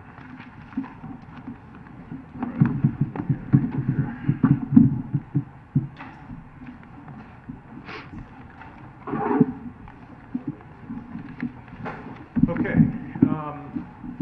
This proposal is for division of a 10.7 acre parcel into 2 building lots, one of 4.4 acres, the other of 2.6 acres, which leaves a 3.7 acre parcel proposed to be deeded to the town as open space. The proposed open space parcel abuts existing town open space and exceeds the minimum 10% open space contribution. The Conservation Commission supports acceptance of this open space parcel. Both building lots have the requisite 200 feet of frontage and lot square.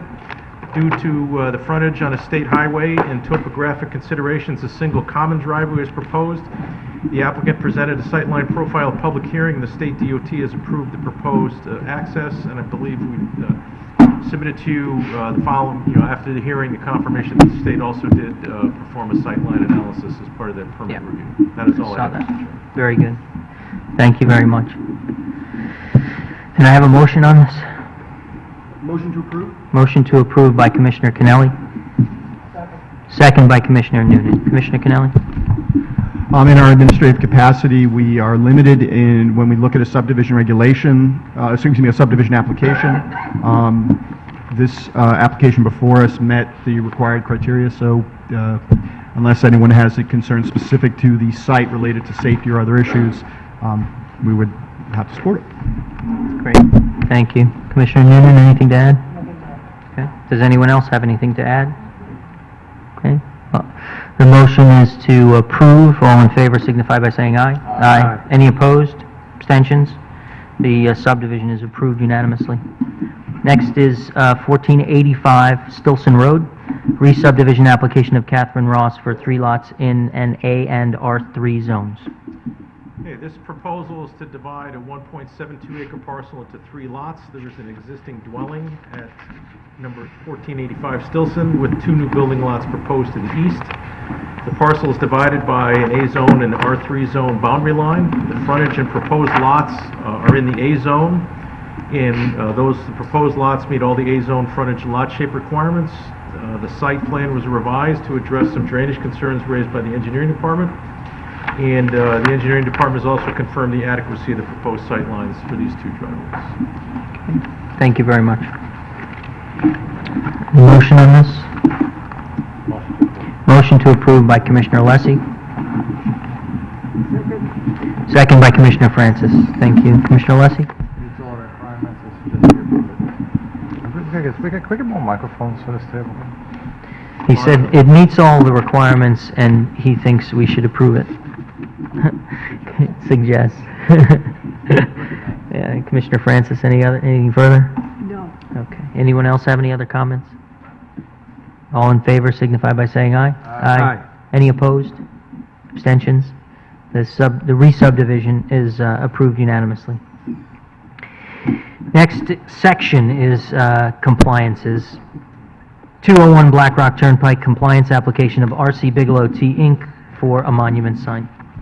Okay, Bigelow T proposes 6-foot wide by 5-foot tall monument sign. The sign is to be proposed at masonry construction with a stone veneer. The lettering is proposed to be black metal letters mounted on a slate plaque. The sign will be behind the existing guardrail adjacent to the site driveway. Due to the slope drop-off there, a pedestal of approximately 3 feet high will be required. The sign is proposed due to the presence of the new mixed-use building on the corner of Commerce and Blackrock. It's hard to see Bigelow from that intersection, so they're looking for a monument sign out by their driveway. The leading edge of the sign is proposed to be 1 foot from the property line and 14 feet back from the edge of pavement at Blackrock Turnpike. We did provide you with a copy of a photo that kind of represents that leading edge. I went out there with the town engineer and are of the opinion that that is not going to be a sightline impediment. Further, you're supposed to take a right-hand turn only there. You're not supposed to make a left-hand turn. There is a sign that's, because the sight line coming up and over that bridge is difficult. But because it's less than the requisite setback proposed, it does require a 2/3 vote of the commission to allow a setback at that lesser distance. Thanks. I make a motion to deny. Motion to deny by Commissioner Alessi.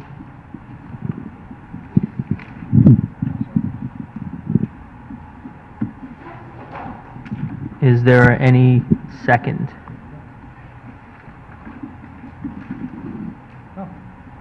Nope. Hearing none. Is there another motion? I'll make a motion to approve. Motion to approve by Please Commissioner discuss. Barrett. Second by Commissioner Noonan. Okay, Commissioner Barrett? Let's say, I mean, as Mr. Wendt pointed out in the summary, and I understand we didn't like the last application we saw from them. An unfortunate thing when we're changing regs, building that mixed-use building. I mean, Bigelow T is a treasure for our town. They deserve to have a sign that people can see. We're going to have to come up with some way to approve a sign for them. You know, maybe if we have some issues with this sign, maybe we could change it, but they deserve a sign. The building blocked out the view of their sign. They should have some signage. It's a valued corporation within this town with a long history. It's an international corporation. People know it, and they deserve to be seen from the road. So, you know, this one, it's not an impediment for sightlines, which was one of our considerations. I realize that the topography on that hill is a little tricky, but I just urge you, we've got to come up with some way to approve a sign for Bigelow. I'm happy to hear if people have issues with this particular plan and what they can be and maybe how to alleviate them, but I'd really like to see them get a sign. It doesn't seem fair that they lost it. I don't Commissioner Alessi. have a problem with Bigelow getting a sign. I want Bigelow to get a sign. I have a problem with Bigelow's application. I mean, we have another one coming up, trademark on Commerce Drive. I mean, if we look at that application compared to Bigelow's, you can see why I wanted to deny this. I mean, I'm voting on a drawing on graph paper for Bigelow T, okay, where I don't even know what trademark of Fairfield is, but we have a computer rendering. I mean, with 3 different computer generations, and I'm looking at a hand-drawn graph paper from Bigelow T. That's my problem I have with the application. And no representation, And but no representation of how it's going to look.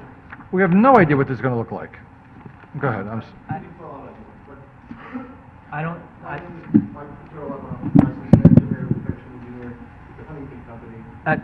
okay. Representing the application on Bigelow T? This is not a public hearing, though. Yeah, I'm sorry. Nope, I apologize. It's a compliance application, and so it's to be handled in executive session. based upon the materials that have been, submitted before us. Look, we can move anything we want to a public hearing, okay? So you could withdraw your motion to approve, and you could make a new motion to move this item to a public hearing, where not only Mr. Paterla, but the applicant could come and explain to us with photos or whatever, what this sign is going to look like. This is the third go-round, okay? And I agree with you, Commissioner Barrett, 1,000%. Bigelow Tea is a valued member of our community. I agree. They do great work. They invest a ton of money. They donate to the sports teams and the charities, and it is really something that Fairfield is very, very proud of. I don't understand why we can't just get a rendering of what the proposed sign is supposed to look like, okay? And so we're all sitting up here at a loss. I mean, we had a motion to deny this application, and then we had a motion to approve for discussion purposes, and then, we don't know what it's going to look like. So it's frustration, because we really want to do it. We really want the sign to be up. So, Yeah. I don't know. I will I'm withdraw my frustrated. motion, Mr. Chairman. Is that Okay? okay? And Yeah, I'll make well, so you've withdrawn, and now I've clarified this evening that the seconder needs to also agree that it's withdrawn. Commissioner Noonan? Agree? Okay, so can I make a new motion? you can make a new motion. I would actually move this to public hearing where we could actually get more information, ask Yeah. questions, And and the maybe rec- see a better representation. I agree with you and Mr. Alessi. And the I record- think I'll second we need a that. better Okay?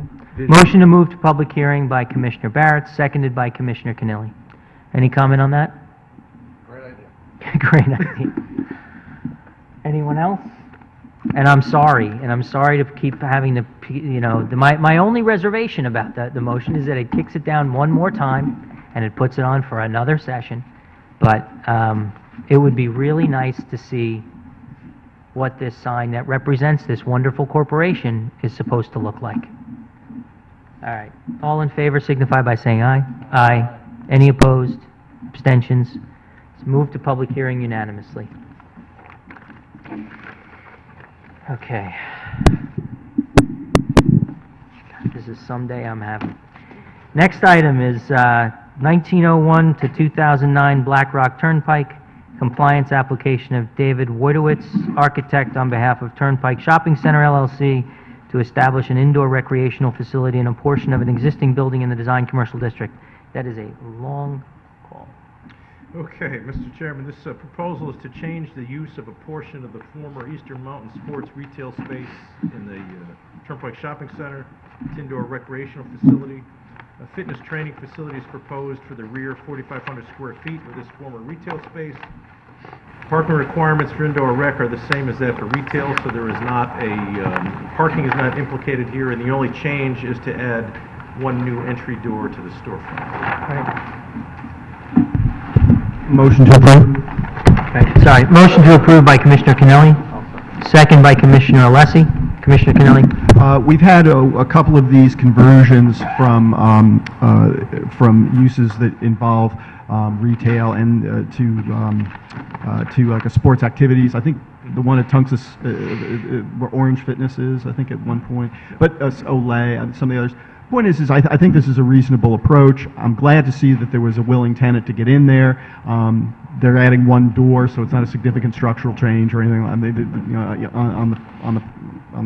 Not very much really to be concerned about when you look at least I didn't find too much to be concerned about looking at the plan. So, I'm comfortable with granting the compliance. Okay, thank you. Commissioner Alessi? I have nothing further there. Nothing, okay. Comments, Commissioner McAleese? Yep. I was looking at the plan, and I apologize, I don't have my notes in front of me, but I was concerned mainly about that had fire look at this and had any issues with this, because there are, there's no direct access to the exterior, front or back, but there are two rather long corridors, and I just wanted to make sure that they were covering egress and Yep. that there were no other issues. Right, that's a good question for staff. Does this comply It's with like, it's the... landlocked in the middle of this building, Yeah. this other building, so. So, They are proposing a dedicated corridor just for this tenant that extends Was that like 77 feet 77 from the feet? front door to their space. And then there is a shared corridor for some of the other rear exiting tenants. Right. This obviously won't get a building permit to move forward unless it passes, the Okay. fire marshal approves it. But they have, I think they're showing the new exit corridor 400 square feet. There are minimum paths of travel for those under the fire code. That even if you approve this and it doesn't meet that application, they're not going to get approval to Right. go forward. That's all I needed, But thank I you. Yeah. have to assume that that's been explored. Sure, just We wanted can to be- confirm that, but I'm pretty confident that they would have explored that. Yeah. Okay. But I will also say that there are a number of businesses in that and other facilities on Blackrock Turnpike, like the clubhouse and the swimming facility, and where they have these entrances that sort of, they make creative use of the space. Okay. Yeah, so, thank you for, Mr. Nguyen, for clarifying. Commissioner Francis? This doesn't go to code review because it's in an existing building as opposed to new construction? Well, it doesn't have a formal code review meeting where we're all sitting around the same table together, but it will certainly have a code review in the sense of each department's signature on the building permit is required, that they won't achieve that unless they meet each department's respective codes. Okay. So, otherwise complies with our regulations? Yes, sir. All right. Any other comments? You ready to vote? Motion on the table is to approve. All in favor signify by saying aye. Aye. Any opposed? Abstentions? The compliance is approved unanimously. Next is 665 Commerce Drive, compliance application of Brcd Holdings LLC for a monument sign in the Design Commercial and Commerce Drive District. I make a motion to approve. Commissioner Alessi moves to approve. Second by Commissioner McAleese. Commissioner Alessi? I'd like to say this is a wonderful presentation, and I recommend that we approve this application. Commissioner McAleese? No further comment. Very good. Mr. Wendt, this complies in all other respects with our regulations in terms of backlighting and height and all that stuff. It does. Yeah. Very good. Anyone else have any other comments? Motion is to approve. All in favor signify by saying aye. Aye. Any opposed? Abstentions? Compliance is approved unanimously. Next is 195 Fairfield Beach Road, coastal site plan application of George Coleman pertaining to a single-family dwelling in an A-zone. Before you begin your remarks, I will recuse myself, and I'd ask, who is the next commissioner on for rotation? Mr. Corcoran. So, Mr. Corcoran, you'll be sitting in my place. And I'll Okay. turn it over to Vice Chairman Alessi. Before you is a coastal site plan application for the construction of a new single-family dwelling. This isn't an A, even though it's on Fairfield Beach Road. The parcels east of Penfield Pavilion are in Residence Zone A. There was, in your packet, was the applicant's report and a detailed staff report from our department. There was also a copy of the DEP, referral from the Long Island Sound Program office. They found the program to be consistent with their concerns. We did receive, late last week, a report from the Flood and Erosion Control Board making some recommendations for some conditions about enhancing the elevation of the dune waterward of this property and some additional specification on the treatment of the beach grass planting, 3 conditions. We also got confirmation that the applicant is willing to abide by those conditions, so we would recommend that those conditions, if you see fit to approve this, be made part of this proposal. We think it would be an enhancement. There was reference to an adjacent parcel that will be the subject of a future application. They are side-by-side parcels, and we're trying to get the designers and applicants of these parcels to have a consistent approach here. And so we would expect the same condition to be recommended and applied to that future application. But from our perspective, this application meets all the A-zone standards for residential construction. It's designed to be FEMA compliant in terms of its elevation. And with the conditions recommended by the Flood and Erosion Control Board, we are comfortable that it meets all the coastal site plan specifications. Okay, thank you. Can I get a motion? Move to approve Move to approve as amended. with the three conditions as stated by staff? Yes. Okay, is there a second? Second. Second by Commissioner Noonan. Any discussion? Commissioner Francis?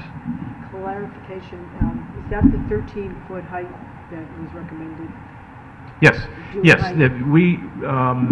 It was originally proposed at elevation 11. The staff report recommended it go additional foot to elevation 12. The Flood and Erosion Control Board is 13. asking for yet an additional foot to elevation 13. Great, thank you. Anybody else? Yeah. Oh, Commissioner Corcoran? Was that elevation the house or the dune that you were No, talking? the dune. Dune. The So I was- first floor elevation of the house is around elevation 19. Yeah. So I was over there today, and I couldn't see this dune. I mean, there might be something that's maybe 8 feet high in front of the house and the house next to it, but I didn't see anything that approached 13 feet. I assume it's between the house and the shore. It is. It's waterward of the house and a 13-foot elevation. It's not a 13-foot high dune. It's the top of the dune would be elevation 13, which is presently around elevation 10. Is So it would be that- a 3-foot, it would be a rise of about 3 feet up and then gently back, creating a berm between the house and the beach. Okay. And is that the elevation from mean high tide? Correct. Well, I happened to be there at high tide, Mhm. and I couldn't see anything that approached 13 I'm feet. sorry, not mean high, that's mean sea level. So Okay, the I don't know grade what if- that definition is. If you have the site plan, So if you saw it at high, you was at high tide when you were there today? Yeah. the high tide line is around 5.2. 5.2 or so. If you look at the existing grades, you can see that it goes from, low water gradually up the profile of the beach, and then it rises up to elevation 11, and then starts dropping back down towards the house. Oh, that describes what I saw. Okay. Yeah.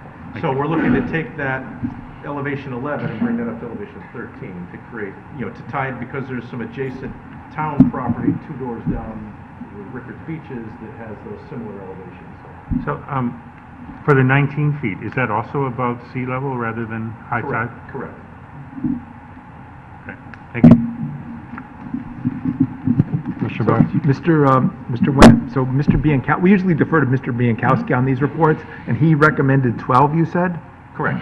So it's 10 now, it was gonna be 11, the plan called for 11, he recommended 12, and now the flood erosion control says 13, so Mr. Biancowski's okay with 13? Yes, yes. Is there any, because, this is not, is there any downside to, we got 3 letters, I know, emails of opposition today about the 13, but I didn't understand that it was already 10. Is there any downside to neighbors or anything of building a dune this high? Not in our opinion. There's a downside in when you have harder structural, like a seawall or a concrete wall that doesn't really absorb wave energy. A dune is going to absorb that wave energy and not reflect it. When you have a more hardened surface, those waves bounce off and could potentially have impact on adjacent properties that don't have that same level of protection. What we're trying to do here with these 2 parcels is tie it into the same height as the next parcel over, which is a town parcel that currently has those same elevations. So the town parcel is 13? Correct. But, and Mr. Court, you didn't see anything that looked that high, but again, how 13 is It's not calculated may 13 not be feet there. above the ground. Yeah. It's would be, a couple of feet above. It was about 6 feet, About and 6 that's what it feet, says okay. on the map. Okay, it's above the sea level, Right. okay. Mr. Wendt, have you, or anybody, do you know, had objections from the neighbors? Do you know if their input has been? I had a conversation with one neighbor today, seeking our opinion. I think their concern is that if it's higher in this location, that instead of overtopping the dune and coming over, might go around, which is going to happen anyway. Regardless of the height of this dune, water is going to get into the lowest level. There's lower levels further down the street. The Beach Club sits at around elevation 9. Further down, in the Jennings Beach parking lot, there are lower elevations. So when Storm Sandy, water came in, water overtopped the dunes, but water also came in around the sides. So I take it the neighbors though, the dunes and barriers are not as high as, not just 13 feet, but 12 and 11? most of the neighbors that we heard from are on the other side of the street. They're not on the water side of Fairfield Beach Road. So I don't know that So the thought is, their issue is that it goes around, you stare at the house that it's protecting, and then extra water goes right, back. right. I don't know that, again, I don't think that's, in our opinion, that additional 1 foot of elevation is not going to have a significant difference on that impact. If it were at a lower elevation, lesser storms would overturn the berm. Mr. Chairman? Yeah. I had a question. I know we have a motion on the table, but and again, I don't want to add to your agenda in the future, but if there are concerns about this, if people are maybe unsure or something, I mean, again, we could do the same thing we did with Bigelow. We could have a public hearing and give the neighbors a chance to vent and let. Again, I don't know what's coming up in the next 2 months, and I'm not going to necessarily be part of a lot of that. But it just strikes me that, if they want to come before us and explain their position, and if they have experts they want to bring who are concerned about it, if we want to question experts or maybe drill down on this, I don't know how heavy the calendar is ahead. I'm not involved in leadership. So, but if it's not too heavy, it might not be a bad idea to consider maybe doing a motion to move this to a public hearing to review. Just throwing it out there. Because based on what we have, I'm not exactly sure what I would do here. So. I mean, looking out into the audience that are not able to speak, I'm getting the sense that there are a lot of people here. Sorry. Looking into the audience, I'm getting the sense that there are a lot of people interested in this compliance that may probably want their voice heard. I think that might be a wise decision, is moving it to public hearing too. I wouldn't base that decision on how many applications we have in the hopper. It's just, if you think it's warranted and there ought to be public input, then I just think then so generally be it. we only it really prove- shouldn't be right. dictated by what we're Yeah, I doing hear you. here. I just don't want to be. Look, I'm on the way out, so I don't want to add to your calendar. But I do think that I do think that if you have some contention there, you probably are wise to. I just have a comment to add to that. I actually don't see the harm either in going to a public hearing, because it would be nice to, if I don't know who, maybe the erosion control board, if we could get for the entire public a whole picture of what the plan might be for the whole beachfront. Because even if we do 10 houses, if there's one weak link in the chain, like this house, if they don't do it, and as you say, a smaller storm could overflow, people, as I understand, because they're at a 19-foot elevation, the guy behind them is sitting duck waiting for something to happen. So, I don't know what that means. Like, can we force everybody with beachfront property? Like, can we go to the Fairfield Beach Club and say, look, you got to put up a 13-foot berm across the whole front of your property, or not? So, maybe we're at that point where we really need to look at this. Okay, so, who made the motion? Meg made the motion to approve, seconded by Mr. Noonan. Commissioner Francis, you keeping your motion? You want to amend your motion? To withdraw it or for public? You want to withdraw your motion? Change it? Change it to public hearing? You'd like to make a motion, you'd like to withdraw your motion and make a motion to move this to public hearing, correct? Correct. Okay, is there a second? Second. Second by Commissioner Noonan. Any more discussion on the motion? Okay, all those in favor say aye. Aye. Opposed? Abstentions? Carries unanimously. Motion, application's been moved to public hearing. Was that the last one? Yeah, let's, Yeah, thanks, I'm back. We're going to take a 5-minute recess, set up for public hearing. Next item is public hearing, 256 Spruce Street. I'll call them together.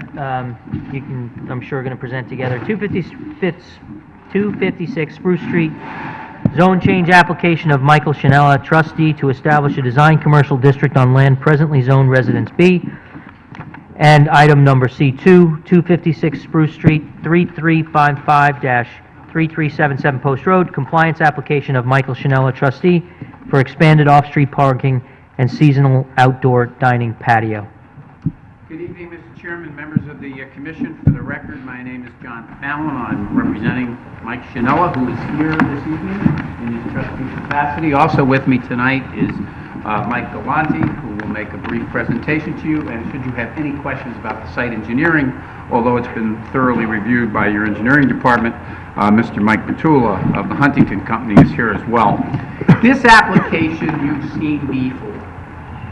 You denied this application without prejudice on July 18th, 2016, after a thorough discussion in your work session, where we were counting fingers and hoping, but there was a consensus on the part of the Commission that we should provide you with more conclusive data with regard to one of the underpinnings of our application then and now, which was the need for this parking at this center. And so we've taken time to do that. We've submitted a thorough and I think very intensive parking analysis, which Mr. Galante is going to briefly review with you tonight. And we hope that in reconsideration, you will favorably reconsider this application because, ladies and gentlemen, it makes sense. It makes sense to our tenants. It makes sense to the residents of Spruce Street, all for reasons that I will explain. It makes sense under your plan of conservation and development. Everyone who is proximate to this property, be they residential owners or commercial tenants, want this. You've received a letter from an RTM representative, I believe, who expresses good thoughts about that. And with all due respect to everyone's right to participate in the public dialogue, the 3 letters that you received, which I will allude to up front right now, come from people who have homes on Center Street, not even a good 3-wood from this property, and I don't hit a very good 3-wood, and somebody who owns a business at Pequot Avenue. So I ask you to keep all that in consideration as we revisit this application. Mr. Shinella is the owner, as trustee, of the property in question, which is 256 Spruce Street. The parcel, which is shown here, is 7,038 square feet. It's presently zoned Residence B, and it abuts, as you can see from the zone map, 2 commercially zoned properties at 3355 and 3377 Post Road. So it is, although in the Residence B zone, directly abutting those design commercial parcels. At 3355, we have Dunkin' Donuts and the Subway Sandwich Shop. And at 3377, we have the Lucky Tide Kitchen, Vision Center, Toscano Italian Restaurant, and Blow Dry Hair Salon. The parcel is a vacant parcel. The second thing that is significantly different than the application you saw about a year and 2 months ago, I referenced Subway. Subway is under new ownership, a new franchise operator who is here tonight and I think will speak at the appropriate time. He is This particular location is under new ownership? Yes, it is, a new Got it. and he's here tonight and he'll speak. Okay. He and Subway are committed to a major enhancement to that facility, which will include a seasonal outdoor dining area of approximately 400 square feet. I'll leave it to Al to speak to you about the importance, not only of the general refurbishment and enhancement of the Subway, but also the importance of that seasonal outdoor area in order to address the needs and desires and preferences of customers. All of this in a very, very competitive time for all retail operations, and certainly our retail tenants are no excuse, are not excused from that. And this commission has always shown a strong emphasis in terms of supporting our local merchants. And these are mom and pop folks. Subway is a national franchise. It does have very local roots out of Milford, but it is basically franchise owned by operators who are there and put their time and place in it. And the same is true of Dunkin' Donuts, Vision Center, Blow Dry, Lucky These are folks. So I think and I hope that when they say, hey, we need this parking, that as long as you feel that no one is harmed by the implementation of that parking, you'll give them the benefit of the doubt. So what's the purpose of the application? Mr. Chinella is the trustee owner on behalf of the two adjacent property owners, 3377 and 3355 Post Road LLC. As was our intention the last time, it's our intention now, if you will change the zone of the Spruce Street property, to incorporate approximately 1/2 of that land of 256 Spruce Street into the adjacent property located at 3377 Post Road, and the remaining 1/2 will be incorporated into the property at 3355.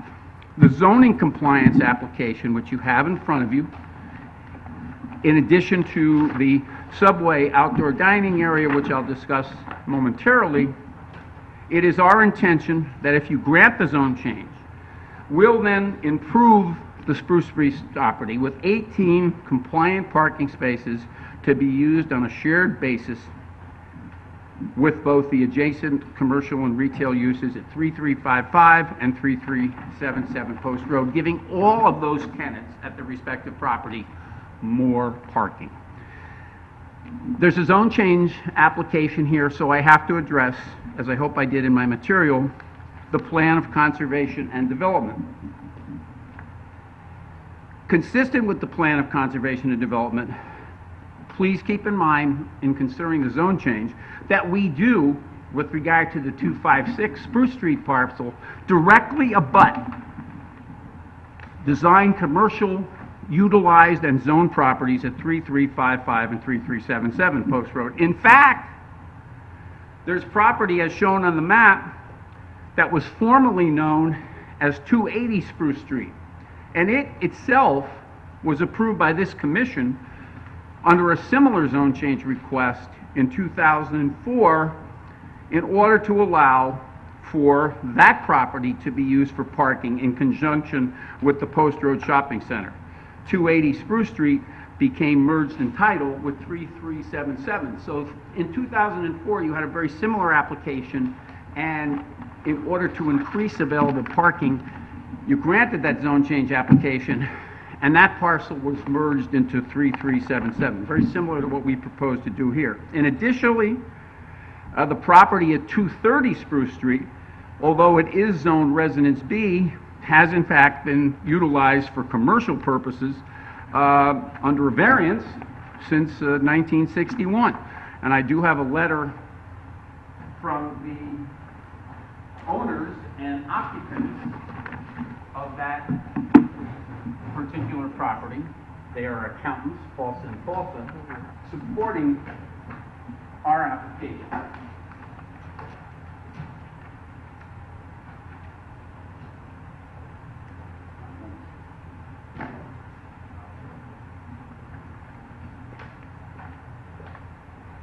So I think all of those things go directly to the plan of conservation and development. In addition to that, I think at the heart of the application, the creation of new off-street parking is also very consistent with the goals of the Fairfield Plan of Conservation and Development. And indeed, when you look at consistency with the Plan of Conservation and Development, I'd also call your attention to the fact that this commission in the recent past has approved the Walgreens application involving the properties at 3533 Post Road, 3571 Post Road, and 886 Kings Highway, and the garlic and herbs decision that was done there. All of that immediately adjacent in this neighborhood. So that if we're looking at the Plan of Conservation and Development,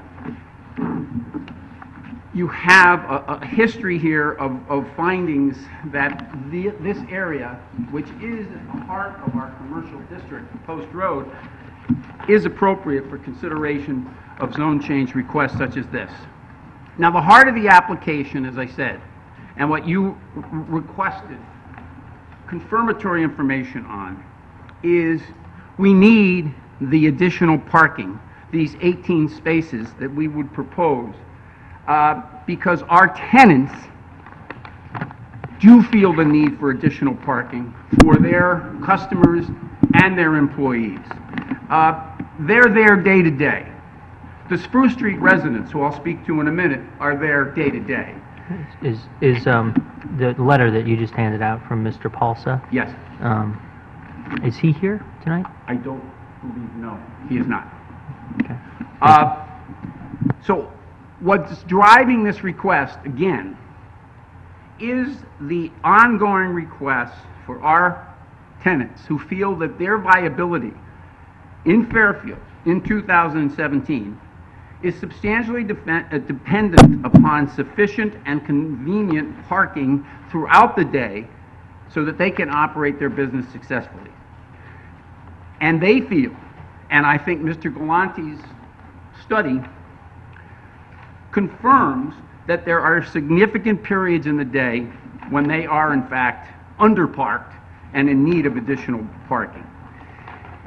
Again, respectfully to those who seek to influence your decision, but it's very easy, I would think, for people who live on Center Street or have their office on Pequot Avenue to say that the residents of Spruce Street and the mom and pop tenants of these shopping centers, you don't need additional parking. Well, how do you know, and what do you care, would be respectfully what I would say to them. Now, there's a few other things numerically here and legally that are important. These centers taken together are presently non-conforming to your parking requirements. Under current parking requirements, 58 spaces are required. We only have 53. It is a long-standing tenet, no pun intended, of zoning law in Connecticut that one of your jobs and one of your goals as a planning and zoning commission is the reduction or elimination of nonconformities whenever you have an opportunity to do that. As I'll elaborate in a minute, you'll do that here. So I think the granting of the zone change, and thus the ability for us to create 18 additional parking spaces, is going to have the legal benefit of eliminating the current nonconformity. It will also address the ongoing continuous requests of our tenants to provide some additional parking on site. And as I'll address presently, it will also address the concerns of our Spruce Street residential neighbors with regard to the on-street parking that occurs occasionally and often to the detriment of their quiet enjoyment of their residential street. Now let me talk about the subway application a little bit too, because it ties in here in terms of the benefits of the zone change. The application for certificate of zoning compliance requests the approval of this small 400 square foot seasonal outdoor dining area. I've already said, and Al will elaborate, why that's really important to the ongoing viability of the Subway store at this location. Now, let me walk you through the numbers. The outdoor dining area, as proposed, under the current regulations, requires 7 parking spaces, okay? The new 18 spaces that we're asking you to approve under the zone change and the compliance will in fact accommodate those 7 additional spaces. So we're not going to go for any variance to the Zoning Board of Appeals for seasonal outdoor dining. That's 7. The area of the outdoor dining patio eliminates 5 spaces from the current configuration. 7 and 5 is 12. So those, quote, lost spaces will be accommodated by the zone change and the 18 spaces that we would create there if you change the zone. 7 and 5 is 12, we're creating 8 spaces, 18 spaces. That means we still have 6 spaces, and we will still eliminate, as your case law says you should, the existing nonconformity for the center. Because the center is currently 5 spaces out of compliance, even after you factor in the 7 for seasonal outdoor dining, the 5 spaces that we are going to put the patio on, we'll have 6 spaces, and we will eliminate that nonconformity. I think before I go on and summarize, I hope, I'd like to ask Mike Galante to come forward. Yep. You have the parking study. So, to that point, Yes. I don't think we do. I have not seen a report from Mr. Galante.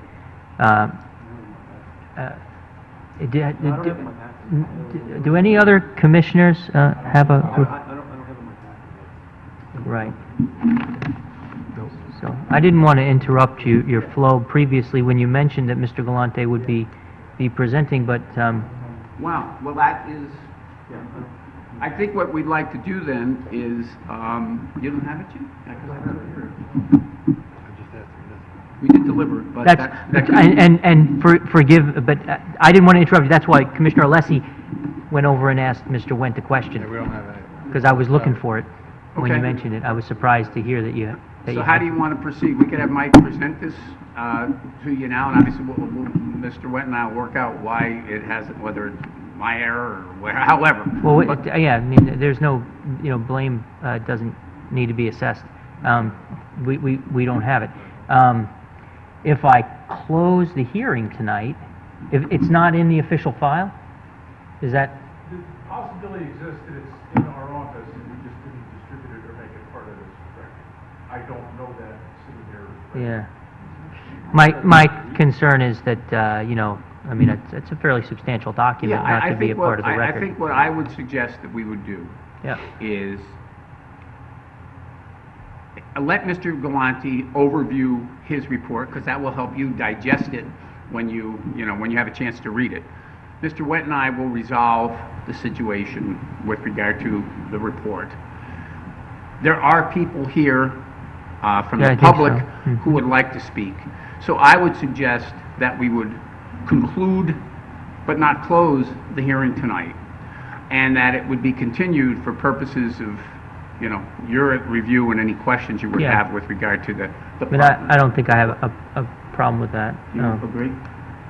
Depends, I'll say this, I mean, it depends upon the level of, data that I get presented in a report from Mr. Galante, to the extent that some of us might like to engage him in some questions about that report. Oh, there's no doubt about that.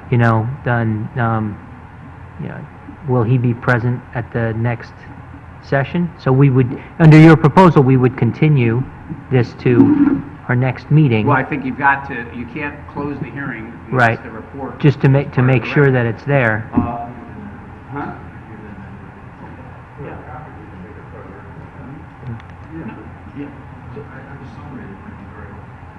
Yeah, I mean, I think the answer to your question, we would, I think, need to complete the hearing as much as possible tonight.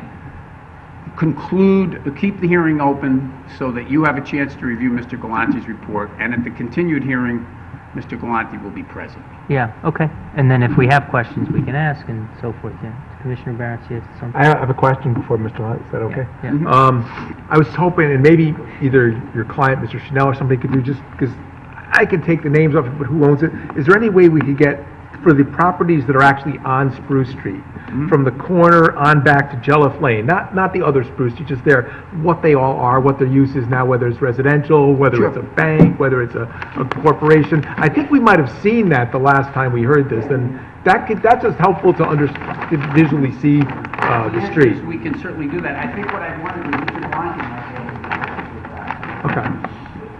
He's got a chart here that could be helpful. Okay, But yeah, I would think what I would suggest, just by way of summary, is we've got people here tonight who want to speak.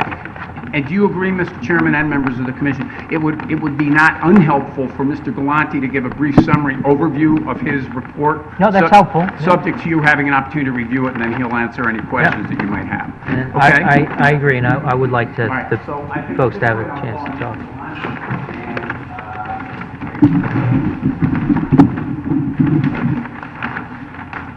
Ay, ay, ay. Sorry. That's just okay, I'll getting wait- this I'll squared wait away for you. here. Thank you.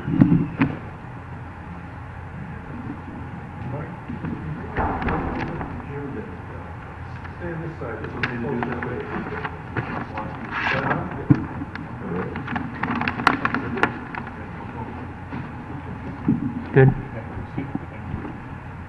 Good evening, I'm Mike Gallanti, Frederick Clark Associates. Before I start, I can do two things. I can hand in my report for tonight, but I also happen to have a summary that really has the bulk of the numbers you need we will discuss tonight, that I think might be let me hang on to this for now, okay? Well, just hand him down there, and we'll take one and pass him. Yep. Again, Mike Gallanti, Clark Associates. We prepared a report July of this year, 2017, parking study, which is really an analysis of parking conditions on the sites and the parking lots surrounding the properties and the buildings. We conducted actual counts over an 18-hour period, a Friday and a Saturday back in April. Ideal weather conditions, schools were open, and the purpose of that was to identify parking demand. And what I'm handing out, we'll go through in a minute, but I'll first just go over a couple of other things.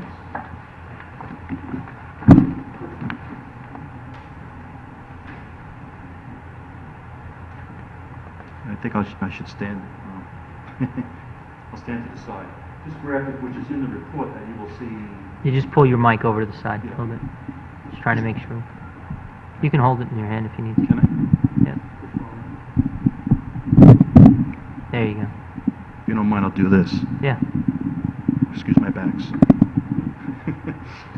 This is just a reference to the study here. Post Road, Route 1 itself. Dunkin' Donuts building is over here. When you come across, you have the storefronts, if you will. This is Spruce Street.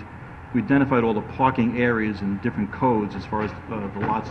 And we did a parking demand for all of these parking lots. And Mike, if you can, as per Commissioner Barrett's questions, could you kind of just identify, like, the location of the bank building, so on and so forth, if that's shown on the map? You referring to People's Bank? Yes. Yeah, People's Bank is right here, okay?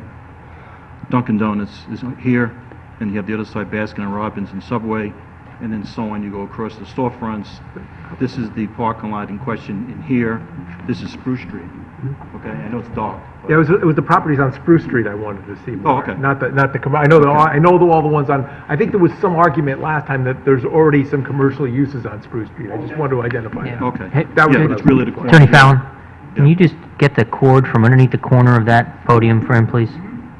Like, isn't there a public accounting firm there or something? So that's- yeah. Right here, Yeah. right there. The house, it looks Yeah. like a house. Yeah. I mean, I'll drive down there and see them. I just Okay. want to, get the visual of what's there right now. Okay. Okay, in our parking evaluation, we're really focused on were the parking spaces that are on site, which is a total of 31 spaces plus the 22 spaces in the Dunkin' Donuts parking lot. And I mentioned Dunkin' Donuts separately because that parking lot really functions separately from the entire shopping center, if you want to call it a shopping center for the moment. So in our analysis and in the charts, we look at the 31 parking spaces, and keep in mind the Spruce Street parking spaces, there are 12 spaces there today on the street, public parking spaces. Yeah. We're not accounting for them, but they're being used to some extent, not only by these tenants, but the new Verizon store on the corner of the street. There are 11 parking spaces along the Post Road. Those are angled parking spaces in front of the storefronts. Those are within the state right-of-way. So they're not parking spaces that belong to this property owner or to the shopping center itself. Right, so are you counting those in your, No, okay, is No. the applicant counting those in its summary? no. So why do you say 31 parking spaces are available and the applicant's summary indicates that there are 53 available? If you That's add- 20 if you- spaces.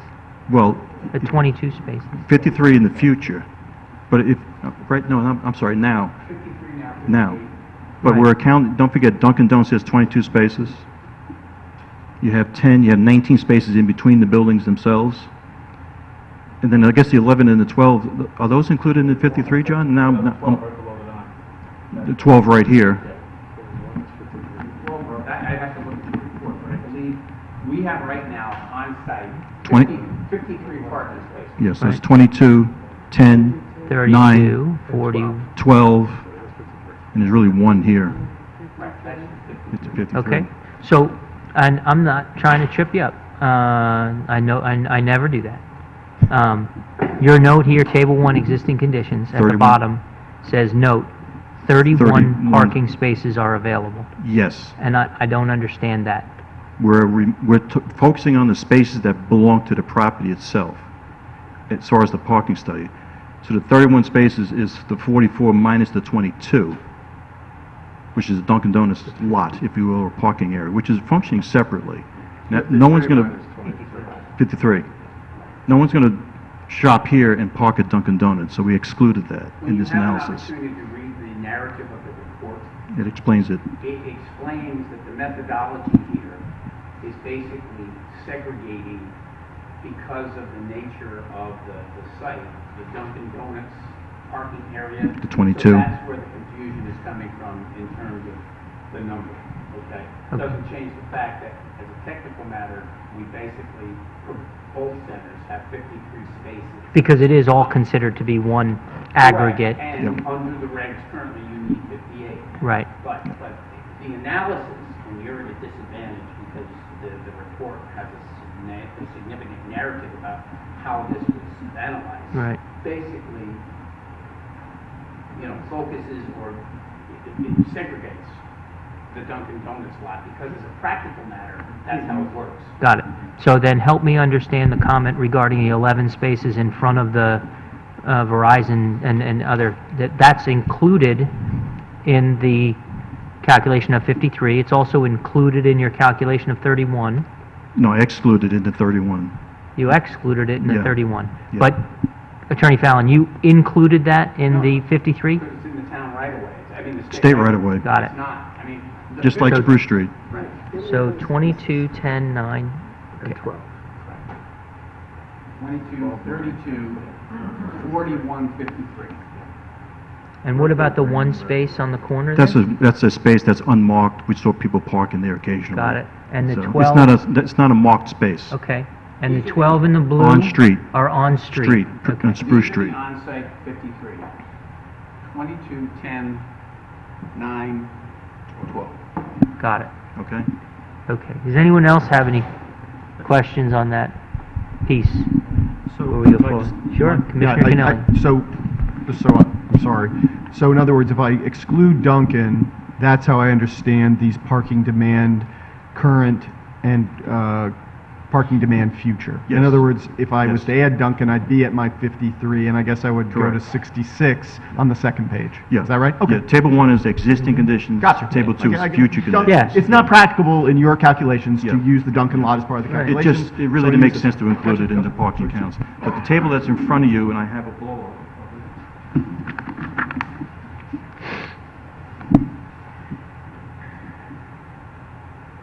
What you'll see in the report itself, I'll just show you one sample, I'm going to go through that. The entire parking analysis and summary in graphic format that's clear as far as hours of operation and the actual results of the study itself. But we did this. Can you use the mic, please? You need to use the mic. These graphics are in the report, and it shows all of the time periods for a total of 18 hours over a two-day period.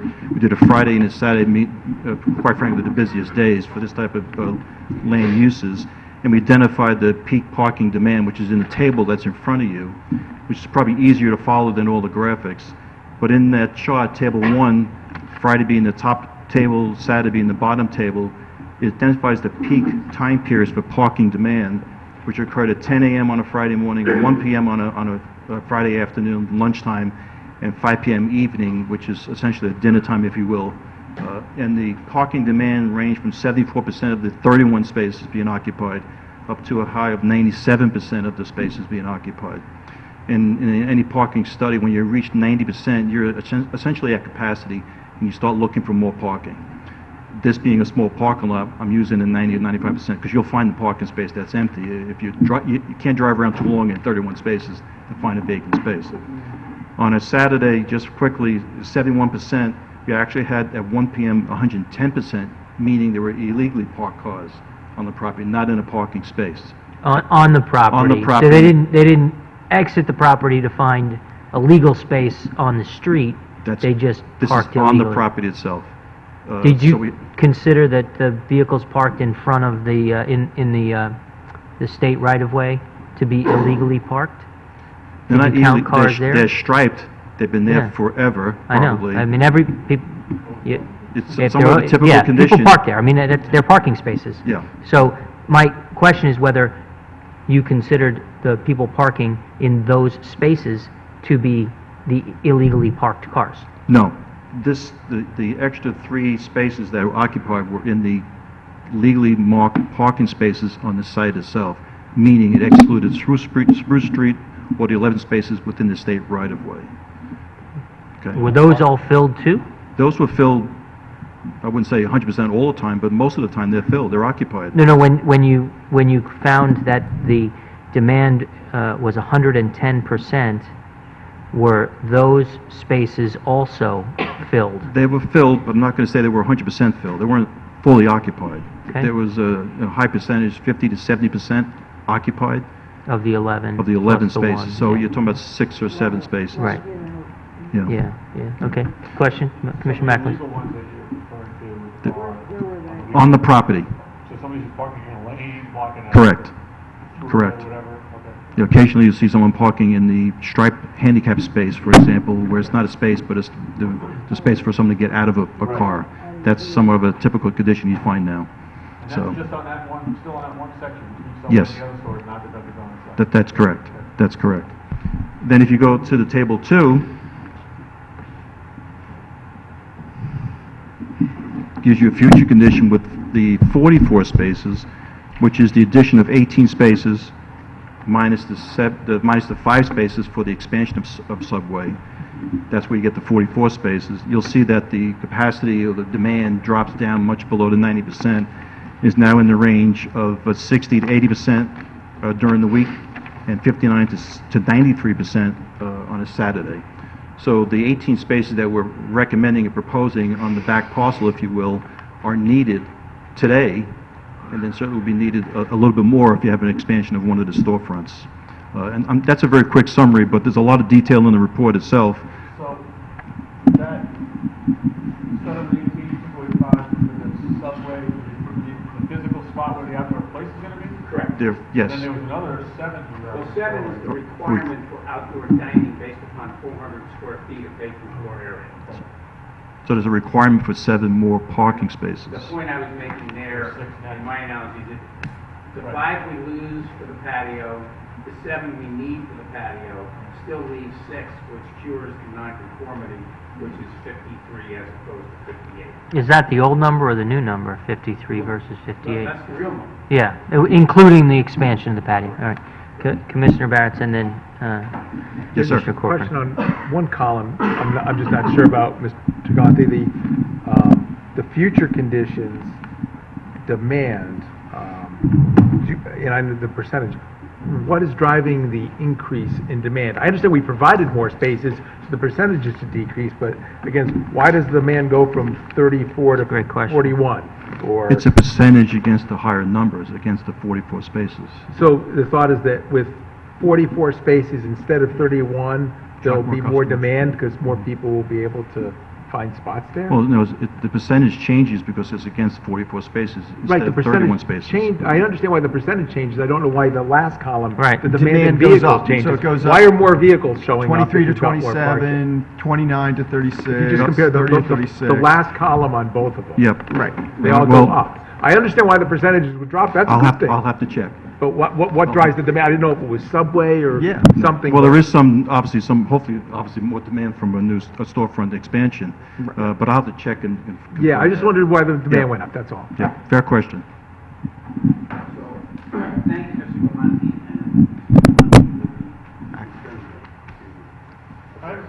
Yeah. No, we have a couple more questions, but Commissioner Corcoran was next. Oh, excellent, okay. Commissioner McLeese. It seems to be, like, did you do any analysis of Dunkin' Donuts site at the same time as this happening? We did. And what was there, like, did they have like 15 spots in there vacant and people just... It depends on the time of day. Obviously, in the morning, it's very busy and full, along with the drive-through lane, if you will, that has, stacking of 15 cars at least during the peak times in the morning. Lunchtime, it's busy, but not as busy as the morning. The late afternoon is not as busy as the midday or the morning. At some points, it's 100% occupied. At some points, it's much lower than, maybe 50% occupied. But it varies. But we found, and we decided really, that no one will park at Dunkin' Donuts and walk to the pizza place, for example. They're simply functioning as separate sites. And that's why we separated them. I do personally sometimes to go to the Subway site, because Subway, that little parking lot is fantastic. Yeah. But I'd never go to the other store, so. Sure. And that's all narrative in the report, which Okay. I think you get a handle on it, you'll get even better. Yeah, and I will check these numbers. Okay. Thank you. Anyone else have any questions before we let him go? Okay. I've been speaking a little bit about, the benefits to our tenants, obviously. I want to talk a little bit more about Spruce Street. And I think there's at least some folk or some people here from Spruce Street who want to speak to this. Let me talk about the improvements associated with the proposal from their perspective. First of all, you'll see on the site plan we submitted, a new fence is to be installed matching the existing along the southerly boundary line that will extend and continue the existing 6-foot-high fence, which is presently located on Spruce Street at the rear of the existing shopping center. So that's an important thing. Here's a major thing. We're eliminating the existing curb cut and driveway entrance onto Spruce Street. And thereby we're going to close the subject parcel, 256 Spruce Street, entirely from ingress and egress to and from Spruce Street. The only means of access to the 18 spaces we propose will be created, will be through the lots on the post road, and there'll be no curb cuts on Spruce Street. So the benefits here, when you look at the fence and cutting off, if the goal is to protect the integrity of the residentially zoned properties, then I call to your attention the fence, which is going to be extended, the elimination totally of any ingress or egress to the parcel from Spruce Street, and also the landscape plan. The 6-foot-high boxwood hedges that are going to be retained. We're going to fill the empty spaces with mature privet hedge of approximately 8 feet in height. We've discussed all that with our neighbors. The goal is to really buffer the existing shopping center that already exists, not just the 18 parking spaces, from those residential neighborhoods. And the planning plan's also going to replace the dead pine trees, so that at the end of the day, the folks on Spruce Street are going to end up with a greatly buffered site, much better than they look at now. No access to or from the shopping center off of Spruce Street, and of course the fence, as I've discussed. So all of that, plus the benefit that the 18 spaces will hopefully diminish, especially since they won't now be conveniently located to ingress and egress, on-street parking on Spruce Street to the detriment of the neighbors. There were at the last hearing some discussions about, well, what's the impact of the future, any future development here? A few points. The granting of this zone change is not going to result in the possibility of enlarging the existing buildings. That was discussed at great length at the last hearing without obtaining variances.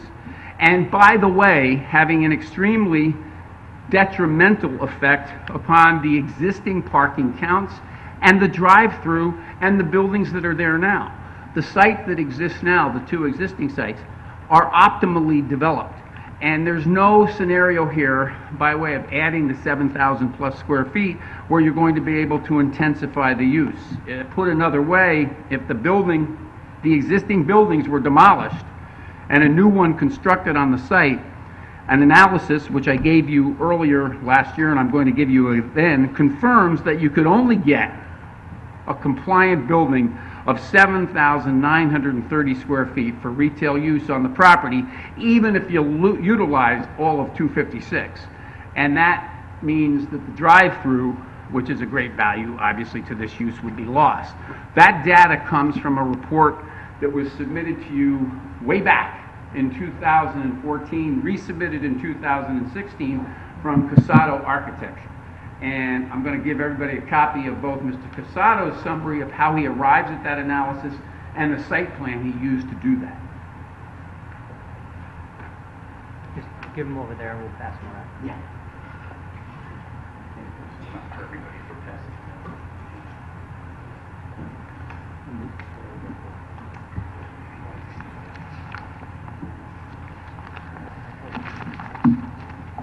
I think what I'd like to do here, since we're going to come back anyway, is give the public an opportunity to speak. I have a summary conclusion, but no sense being redundant about that. And I know there's members of the public who have waited and wanted to address the commission on this application.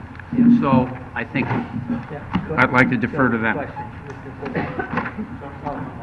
Commissioner Corcoran, sorry. In terms of restricting the access for cars from Spruce Street to the Yes. site, what about pedestrians? Will the neighbors be able to walk there to Subway? Sure. The answer is yes. So there'll be an opening in the fence? There won't be vehicular ingress and egress. But there will be a gate in the fence, or? Would you want to just address that, Mr. Chanella, just for the record, identify yourself and give the response to that? Yes. Mike Chanella. My offices are in Fairfield, Connecticut. I'm the owner of the center, and we do have access by the blow-dry end where you can walk right around with full sidewalks to both the facilities for shopping purposes and going to Dunkin' Donuts. I guess I don't understand that. Where is, on the map, where is that? Well, Nothing through the site where he's at. well, no, not through the middle of the site. We're planning But you- on You're Why just don't saying you- you can walk around the block to get there. well, right Yeah. to the end of the street there. Why don't you just point that out on the map? Take Yeah. that first board down. We have a map of the facility. So, That would be right on the end, and there's sidewalks all the way down to the front. right. Well, I can see that there are two possible views of this. One would be that it makes it less convenient for people to park on Spruce Street and go to the store. But the other side is it also makes the residents, if they want to use these services. We have no objection if the commission felt it was appropriate that the site plan be modified to provide for a pedestrian opening in the fence, to accommodate your consideration. We have no objection to that. I think people also like to park on the street. If they want to park on Spruce Street, they can walk through to get to the Well, facilities. that's the I mean, downside. why is that a downside, though? Oh, if the people, I'm assuming They're legal parking spaces. I mean, and now I can come home off 95 and I can park on Spruce Street. I can go over there and then I can get back in my car and go back onto the post road that way. Yeah, I mean, if the Yeah. commission felt that it was prudent to have a pedestrian opening in the fence, the goal of the fence is to enhance the visual quality of the neighborhood, which along with the landscaping plan and the hedges and whatnot, we think and know will be a big improvement. We're not intending to make life inconvenient for the Spruce Street residents or anybody parking on Spruce Street, so if it was Yeah. felt that a pedestrian, what we are thinking is very important though, and I think it's very important to our neighbors, is to eliminate ingress and egress traffic with regard to the center Yeah. onto and off of Spruce Street. Yeah. That's my next question, because I drive that street basically every day. And right? Can you actually turn into that shopping center through a driveway on Spruce Street and get into the shopping center? Right, I didn't think so. That's the way I was hearing you describe it. Not the case, okay? Not the case. Very good. Where's the garbage on that, the dumpster? Is it, where's the Dunkin' Donuts or? Oh, we have three. Dunkin' Donuts has their own dumpsters right behind the store. Subway has their own right behind the store. And then there's an area for the center. That's an area for the center that where we have two dumpsters, cardboard and right here. Yeah. Cardboard and trash. So like, if I'm looking at the site showing the new parking, where it says cooler at the back of Subway, right next to the proposed addition, that's where the dumpster is now somewhere? Right in the back there, next to the cooler. You got room there, 'cause you got a parking space right there. Well, it's fenced in. We have two sets of dumpsters, one for Dunkin' Donuts and one for Subway. I'm just meaning you're gonna be able to get a truck in there with that. It's an existing, we're not proposing To change that. Well, you have a parking space blocking the entry where the truck is back in. Well, he comes very early in the morning, picks up, and that's not unusual for him to come very early, pick up, and off he goes, and then, we've never had a problem with that, to be honest with you. Okay. Other questions for Attorney Fallon or Mr. Chanella? I'll defer, I have some final comments, but in light of the circumstances, Yeah. I think I'll let the members of the public have. Right. So we'll turn it open to the members of the public who wish to be heard. Go ahead. That's great. Yeah, just state your name. Good evening. My name is September Sirico. I'm the owner of Blow Dry. We've been a tenant for going on 6 years. I'm also a Fairfield resident and a former resident of Spruce Street. And I'm here to speak on behalf of the proposed parking and zone change. I think that it would be beneficial for our storefronts, for the tenants in the building, including our business. Right now, my staff parks on Spruce Street, and it does create a bit of a problem for the tenants on Spruce Street, I believe. There's a lot of traffic cutting through to 95. People drive really fast. School buses need to access Spruce Street up and down to pick up the kids of the residents on that street. And it just becomes a little bit precarious when you have a lot of parking and a lot of movement and not a lot of room to get, those kinds of vehicles back and forth. With this proposed parking, I would absolutely urge my team to park in the parking lot to get them off Spruce Street, to allow that legal parking as it is for any customers who did need to use it in case of a full lot, so that it maybe would be used a little bit less, but still in all used when necessary. I think that it would also be great for safety purposes as far as clientele who may be a bit older or maybe have children that need to get in and out of the car, as opposed to having them right open on the post road and being exposed that way, having an enclosed parking lot that they could use and walk up safely to the storefronts. Great location, super convenient, love being there. I just think that the parking would be a real added benefit for everybody. Thank you. Excellent. Thank you very much for your comments. Anyone else? Yep. Go ahead.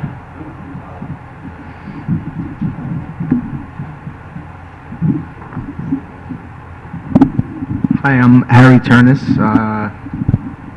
I'm the operations manager for Dunkin' Donuts Baskin Robbins. My family owns the property, they franchise. Basically, if anyone has been there, it's a very busy store. I tend to employ between 18 to 30 employees. Obviously, they're not all working at the same time, but in our busy times, we usually have around 10 to 12 employees. And if they all bring a car, which most of them drive, I try to not have them park in our parking lot because that'll take up all the parking. What used to happen was they would park in my parking lot, the drive-through would get backed up to the street, customers would just drive by, and the parking lot would fill up a lot faster because my employees were parking in the parking lot. So I encouraged all of them to park in the subway side. And when I go to the store, that's where I park as well. I'm there in the mornings, afternoons, and that way it frees up our side. But because they're all parking on that side, it gets congested on that side. I mean, I can understand. So I'm in complete favor of the proposal because I feel like it'll be beneficial not only to us, because again, we do employ anywhere between 18 to 30 people, and they all need somewhere to park, whether it's on the subway side or some of them park on the street. I would ask to consider it, the proposal here. Thank you. Thank you. Thank you for comments.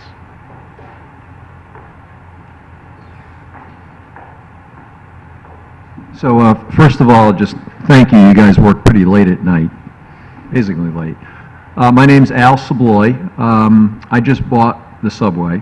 I'm part of a small group. We own 6 other subways.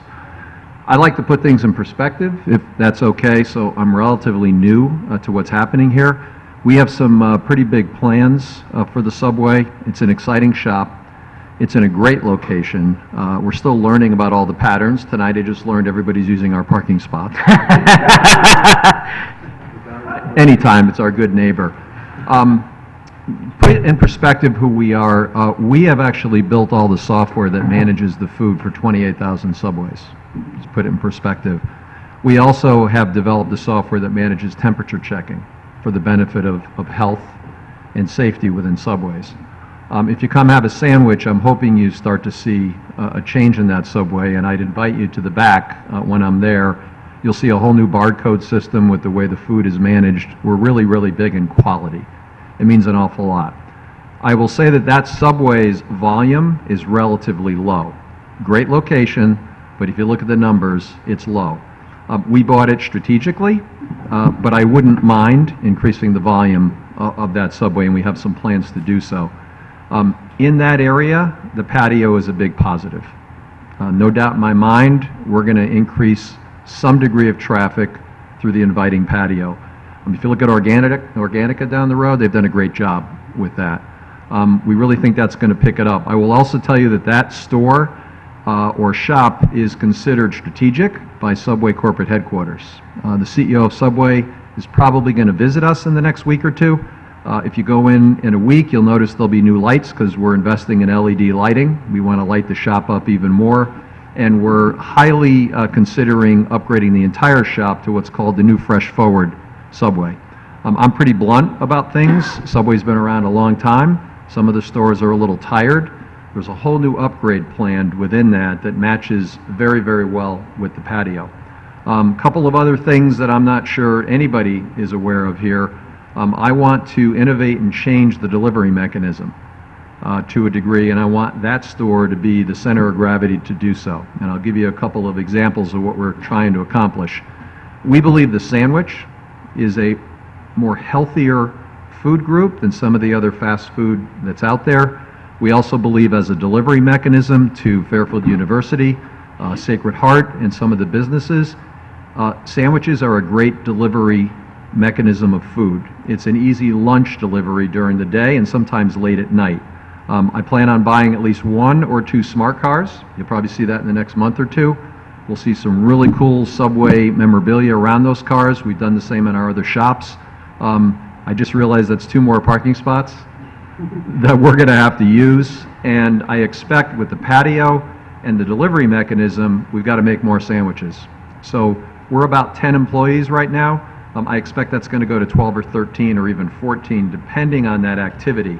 One last piece I'd like to really do, we're testing some of the newer kiosks with Subway. So they give us some of this equipment to test. I'd really love to have in the warmer weather a kiosk model where you order your sandwich right from the patio and we actually can bring it out to you as opposed to just having to do it in the line. The Subway right now appears to be a little more of a takeout shop because it's so small. So if we have a more inviting environment, that's going to be really important to increase that volume. And I think the store can handle a lot more volume than it's doing right now. Like I said, it's a low-volume shop. So just a couple things to think about. Obviously, I'm in favor of the upgrade. I think the patio itself will increase not only the traffic, but the whole look of that area will be very positive. Hopefully, we'll get the extra spots, and you guys can park on the other side. How's that sound? We share each other's restaurants sometime. We go there for breakfast, they come to our shop for lunch. So we have a very friendly relationship, which is great. And then you go to Baskin-Robbins for dessert. Of course we do. So really, I just wanted to let you know I'm supportive, and we certainly appreciate you guys taking the time to listen to the entire story here. Great. Thank you. Thank you for your comments very much. Anyone else?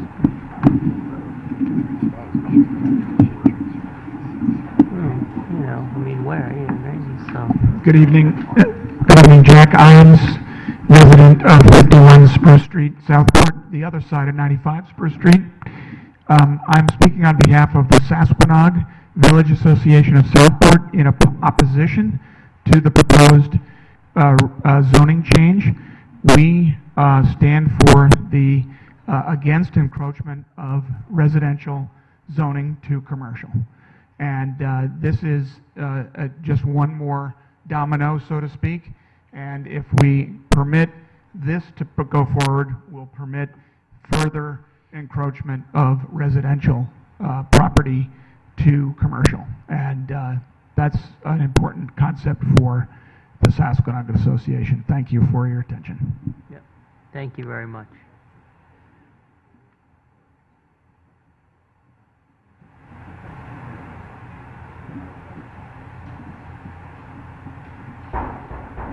Hi, my name is Douglas Romero. I live at 279 Spruce Street. I live right across the street. 239?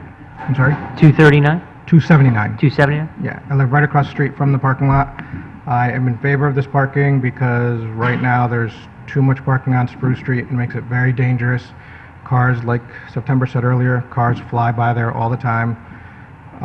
There are women that go to her salon, have kids, and they have to walk on the street because there's no sidewalk there, and then these cars are just flying by. You know, I have a dog. I gotta be careful that my dog doesn't go into the street, and we just can't have that parking there. There's no room. School buses have a hard time, especially in the winter time.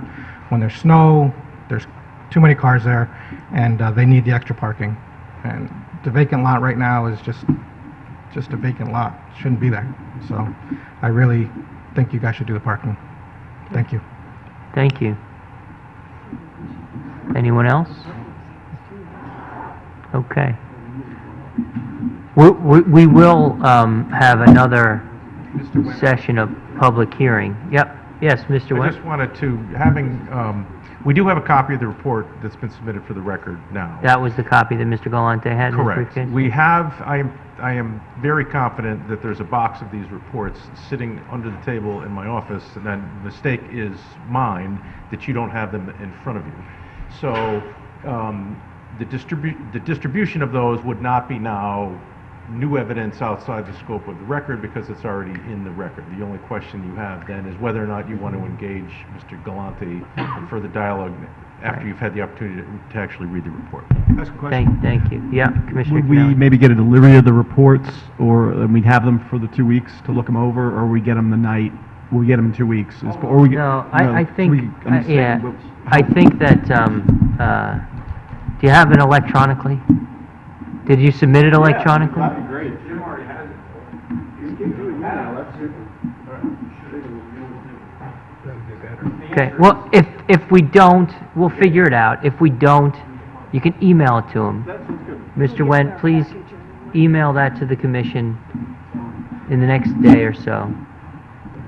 We'll be able to look at it, and I don't know if we can get a sense from folks if they can rest on the submission of that or not. If anybody has any questions, and if anybody wants to, to see Mr. Galante again, then they just raise their hand, and, we'll have you back. Oh, can I ask one quick question, Mr. Galante? Is there, Mr. real quick. Galante? Mr. Galante, I just had one quick thing. Any chance that you surveyed the owners of the various businesses, and maybe that factored in at all into like what they do with their employee parking, or maybe that was in your calculations? That's maybe one of the things that's driving up the total numbers of parking, even as the percentages are improving. Well, we know some of the tenants are Could that be parking, built into your models? we know they're parking on Spruce Street Right, so already. maybe them moving into that as part of that equation? Yeah. Okay. Yeah. Okay. Commissioner Barrett? Yeah, I don't know that I really need to see to engage to hold this to another hearing. At the same time, there was a couple of, even the simple question I asked that you said you'd get back to me. Well, it'd be good to get an answer to that, like as part of the record too. Again, I don't think we need to have another meeting. I just think we need to, see the report, see that.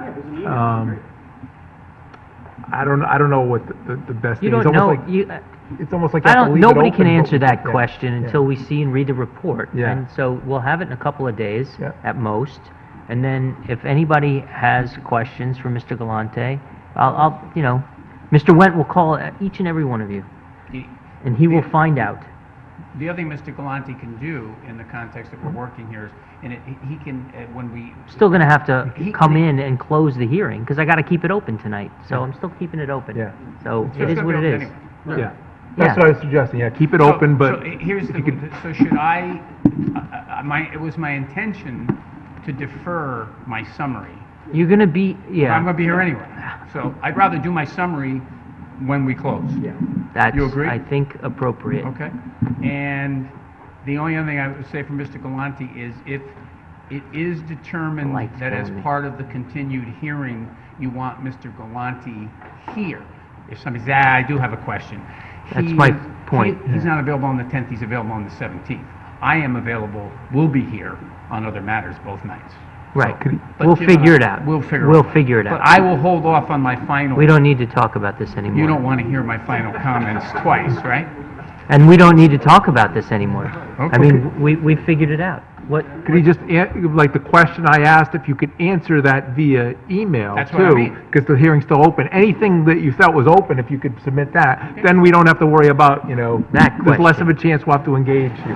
That question will be answered, yes, And you Commissioner McAleese. You understand the question, it's a question about the table. It's the correct? table, And yeah. how Why did the parking demand increase from current to future when nothing Right. increased except you added more That parking? was the only thing that changed in the whole plan, and suddenly there's more people parking in the lot. Can I- Yeah. Why? All right, so, Commissioner McAleese has a question.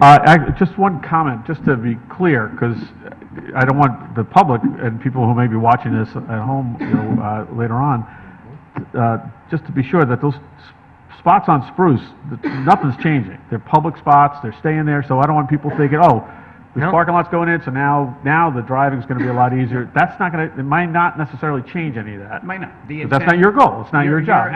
You accurately state the facts. Yep. Our feeling, having talked to our neighbors, is that the demand, certainly during specific times of day, for those on-street spaces in Spruce, would, as one of the benefits of this proposal, be diminished if we had those additional spaces on site. Right. Right, I was just That's concerned with clear. that Yeah. last gentleman's comment, because he Right. made it seem like, wow, this is gonna solve all our problems. Right, no, and it's a good point. I mean, the parking on Spruce Street is legal parking spaces, and that's not going, it's not proposed to be changed, and you can't change that unless the police go, right, and through a different procedure, but that's not on the table right now. The other thing I'd like to make clear for anybody that's watching this or listens is that I'm holding the public hearing open. We are in public comment. So when we resume, I will ask if there are any members of the public that wish to be heard, because that traffic report, if it's sitting in a box under a table somewhere, is also available to members of the public, should they wish to get a copy and look at it and have a comment about it. So that's where we will resume at the next session, The only whenever question it gets will be scheduled. whether we want Mr. Galante in attendance or not, based upon a consensus of the commission, which could influence the date of the continued hearing. Understood. Thank you. Okay? Are we good? All right. I am holding the public hearing open on this item, and I am adjourning the meeting.